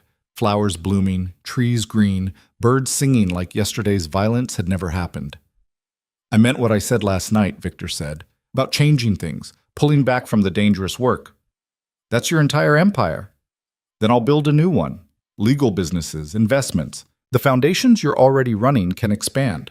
We'll create something that doesn't require armed guards and safe rooms. That'll take years. I have years, and I have you to help build it. He stopped walking and turned to face her. I know this isn't the life you chose. I know you were trapped here by circumstances beyond your control. But if you wanted to leave now, if you wanted to go back to America, to your sister, to the life you had, I wouldn't stop you. The debt's gone. Your father's safe. You've fulfilled the contract. Lena stared at him. You're giving me a choice? I'm giving you freedom. Real freedom. Not the conditional kind. Victor's voice was steady. If you stay, it needs to be because you want to, not because you're trapped. And if I leave, then I'll miss you, but I'll survive. I survived before you came. I'll survive after. He paused. I just won't thrive the way I do when you're here. Lena thought about her old life, the tiny apartment, the dead-end job, The constant struggle to make ends meet. Community college classes she'd probably never finish. Her father's failures always hanging over her. Then she thought about what she'd built here, the foundations that were actually helping people, the schools she'd opened, the women she'd helped escape violence, the power she'd claimed, the partnership with a man who just offered to let her walk away. If I stay, she said carefully, I want real partnership. Not you making all the decisions and me following along. I want a voice in how we build this new empire. Done. And I want to bring my sister here. Let her finish school in Italy. Give her opportunities she wouldn't have back home. Done. And I want... Lena hesitated. I want to try. To build something real between us. Not love necessarily, but something honest. Something that's ours. Victor's expression softened. I want that too. Then I'm staying. Not because I'm trapped, because I choose to. He kissed her then. Not the formal press of lips from their wedding, something real, warm, full of promise and possibility and the strange understanding they'd built. When they pulled apart, Lena was smiling. What? Victor asked. I just realized something. I came to Italy thinking my life was over, but it was actually just beginning. Dramatic. True, though. Maybe. He took her hand and they continued walking. We have a lot of work ahead. Restructuring the business, dealing with the fallout from Antonio's arrest, building something legitimate. I'm not afraid of work. I know, that's one of the things I value most about you. They spent the rest of the day planning what businesses to keep, what to divest, how to transition from the violent underground to legitimate operations. It would take years. It would be complicated. But they'd do it together. That evening, Isabella came to visit. She'd heard about the attack and wanted to see for herself that Lena was all right. You survived, Isabella said approvingly, and you fought back. I knew you had steel in you. You were right. About everything. Lena poured them both wine. About finding my power. About becoming a partner instead of a victim. I usually am right. It's one of my more annoying qualities. Isabella smiled. So what happens now, with you and Victor? We're building something new, together. Good. He needs you, and I think you need him too, whether you admit it or not. I'm starting to admit it. Even better. Isabella raised her glass. To new beginnings, and to young women who refuse to break. They drank to that. Over the next months, everything changed and nothing changed. The villa remained the same. The routines continued. But the foundation beneath it all had shifted. Victor kept his word about transitioning the business. He sold off the violent operations, invested in legitimate enterprises, built something sustainable. It was slower, less profitable initially, but cleaner. Lena's foundations expanded. She opened 5 more schools, 3 more women's shelters, a hospital wing for pediatric cancer patients. The work consumed her, but in the best way. She was making real change, helping real people. And slowly, carefully, she and Victor built something that looked almost like a normal marriage. They ate breakfast together, talked about their days, made decisions jointly, shared a bed every night and woke up tangled together every morning. The nightmares still came for Victor sometimes, the ghosts of everyone he'd killed, but Lena was there to wake him, to remind him that he was choosing differently now, building instead of destroying. Emily came to visit for the summer. She was wary of Victor at first, understandably so. But he won her over by treating her like a person instead of a child, by offering her opportunities, by protecting her the same way he protected Lena. He's not what I expected, Emily said one day while they walked the gardens. I thought he'd be, I don't know, scarier. He is scary, when he needs to be, but he's also capable of caring. You just have to give him time to show it. Do you love him? Lena considered. I don't know if what we have is love. It's something else, something harder to define, but it's real, and it's enough. That's kind of beautiful, actually, in a weird way. Yeah, it is. A year after the attack, Lena stood in the music room playing piano while Victor worked nearby. It had become their evening ritual, her music, his papers, comfortable silence. When she finished the piece, Victor looked up. I have something for you. He pulled out a small box. Lena's heart jumped. It's not what you think, he said quickly. Open it. Inside was a key. Antique. Beautiful. What's it for? The East Wing. The room where I keep my private things. Victor's voice was careful. I want you to have access, to know all of me, not just the parts I show the world. Elena's photographs, the records of everything I've done, all of it. Lena understood what he was offering, complete trust, no more secrets. Are you sure? I'm sure. You're my partner, my wife, my... He paused, searching for the right word. My person. You should know everything. Lena took the key. Thank you. There's something else. Victor stood and moved closer. I've been thinking about what you said, about having children eventually, about building something to pass on. And I think we're ready, if you want, to try. Lena's breath caught. A child, a real family, something built on choice instead of obligation. Yes, she said. I want that. Victor pulled her into his arms, kissed her properly, and for the first time since arriving in Italy, Lena felt completely at peace. 6 months later, she was pregnant. The news came on a cold morning in November. Lena stared at the test in disbelief, then joy, then terror. Victor's reaction was all three at once. He was thrilled, terrified, determined to make everything perfect. I won't let what happened to Elena happen to you, he said fiercely. Best doctors, every precaution, whatever you need. I need you to breathe, Lena said, and trust that we'll figure this out together. Together, right. He took a shaky breath. We can do this. We can do this. The pregnancy was uncomplicated. Lena worked through most of it, running the foundations, planning new projects, building the life she'd chosen. Victor hovered but tried not to be overbearing. Rosa fussed constantly. Isabella visited often with advice and baby clothes. Emily came back for the birth. She held Lena's hand through labor, while Victor paced outside like men used to do in old movies. When the baby finally came, a girl with dark hair and Victor's sharp eyes, he cried. Lena had never seen him cry before. She's perfect, he whispered, holding their daughter with shaking hands. She's absolutely perfect. What should we name her? Lena asked. Victor looked at the baby, then at Lena. What about Elena, after my first wife? She'd want us to remember her this way, through new life instead of loss. Lena thought about the woman in the photograph, the woman Victor had loved and lost. Elena Moretti, it's perfect. They brought the baby home to the villa. Life became different. Middle-of-the-night feedings, constant diaper changes, the exhaustion of new parenthood, but also joy, pure, uncomplicated joy. Victor was a surprisingly good father, careful, attentive. He held Elena for hours, just watching her sleep, made sure Lena had everything she needed, adjusted his entire schedule around their daughter's needs. You're good at this, Lena said one night, watching him rock the baby. I'm terrified I'll mess it up. You won't. You're already doing everything right.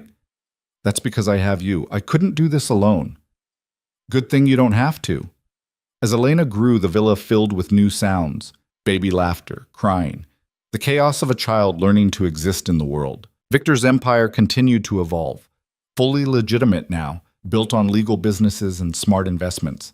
The violent past became just that. Past. Lena's foundations thrived. She'd found her purpose, her calling, the work she was meant to do.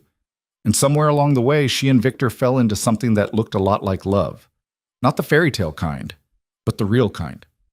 Built on trust and respect and choosing each other every day. On their 3rd anniversary, they stood on the balcony watching Elena play in the gardens below. She was 18 months old, toddling after butterflies with Rosa supervising. Do you ever regret it? Victor asked. Staying here? Building this life? Lena thought about the scared 19-year-old who'd stepped off the plane in Rome, who'd believed her life was ending, who'd been so certain she was just a transaction. No, she said honestly, I don't regret it. This isn't the life I planned, but it's better than anything I could have planned. Even though it started with your father's betrayal, even though you were forced here, I was forced to come, but I chose to stay. I chose to build something with you. I chose to become someone stronger. She turned to face him. And I'd choose it all again at every difficult moment, because it led here. Victor kissed her forehead. I chose well when I agreed to your father's proposal. We both chose well. Elena's laughter drifted up from the gardens. Their daughter, their future, the life they'd built from impossible circumstances. Years later, when people asked Lena how she'd ended up married to Victor Moretti, she never told the whole truth. She just said they'd met, fallen for each other in their own way, and built something real. The details, her father's debt, the forced agreement, the contract that had brought her to Italy, those became private history. Not shameful secrets, just the complicated truth of how some love stories begin. Because that's what it had become, a love story. Not the conventional kind, not the kind with grand declarations and easy happiness, but the kind built on honesty and choice and two damaged people deciding to heal together. Lena never saw her father again. He reached out once when Elena was born, wanting to meet his granddaughter. Lena declined. Some betrayals couldn't be forgiven. Some wounds didn't heal. But she brought Emily to Italy permanently, paid for her education, gave her opportunities, watched her thrive in ways she never could have back home. That felt like redemption, like turning her father's betrayal into something good. The villa remained their home, but it transformed from a prison into a sanctuary, a place where Lana had found her power, where she'd learned to fight, where she'd become someone she was proud to be. On Elena's 5th birthday, they threw a party in the gardens. Children from the schools Lena had opened, families from the shelters she'd funded, Isabella and her actual daughter, Rosa and Marco, and all the staff who'd become family. Lena stood beside Victor watching their daughter blow out candles and felt complete in a way she'd never expected. Happy? Victor asked. Yes. Are you? More than I have any right to be. He took her hand. Thank you. For what? For staying, for choosing this, for giving me a second chance at having a family. He paused. For becoming my partner in everything. Thank you for letting me. They watched Elena open presents surrounded by people they'd helped and people who'd helped them. The life they'd built was imperfect, complicated, built on a foundation most people would question, but it was theirs, and it was real, and it was enough. That night, after everyone had left and Elena was asleep, Lena and Victor stood on their balcony looking out at the grounds, the place where Lena's new life had begun, where she'd transformed from prisoner to partner. I love you, Victor said suddenly. I know I said I couldn't, that Elena had taken that part of me, but I was wrong. Or maybe you just created new parts. Either way, I love you, completely. Lena's eyes stung with tears. I love you too. I think I have for a while. I just didn't know what to call it. Call it whatever you want, as long as you stay. I'm not going anywhere. And she meant it. Italy was home now. Victor was home. The life they'd built together was home. The girl who'd arrived, terrified and alone, was gone forever. In her place stood a woman who'd found her power, who'd built something meaningful, who'd learned that sometimes the worst beginnings lead to the best endings. Lena Hayes Moretti had survived. More than that, she'd thrived. And standing there beside the man who'd once bought her freedom, but now held her heart, she understood that some cages were meant to be escaped, but others, the ones you built yourself with another person, out of choice and respect and hard-won trust, those weren't cages at all. They were home. And she'd finally found hers.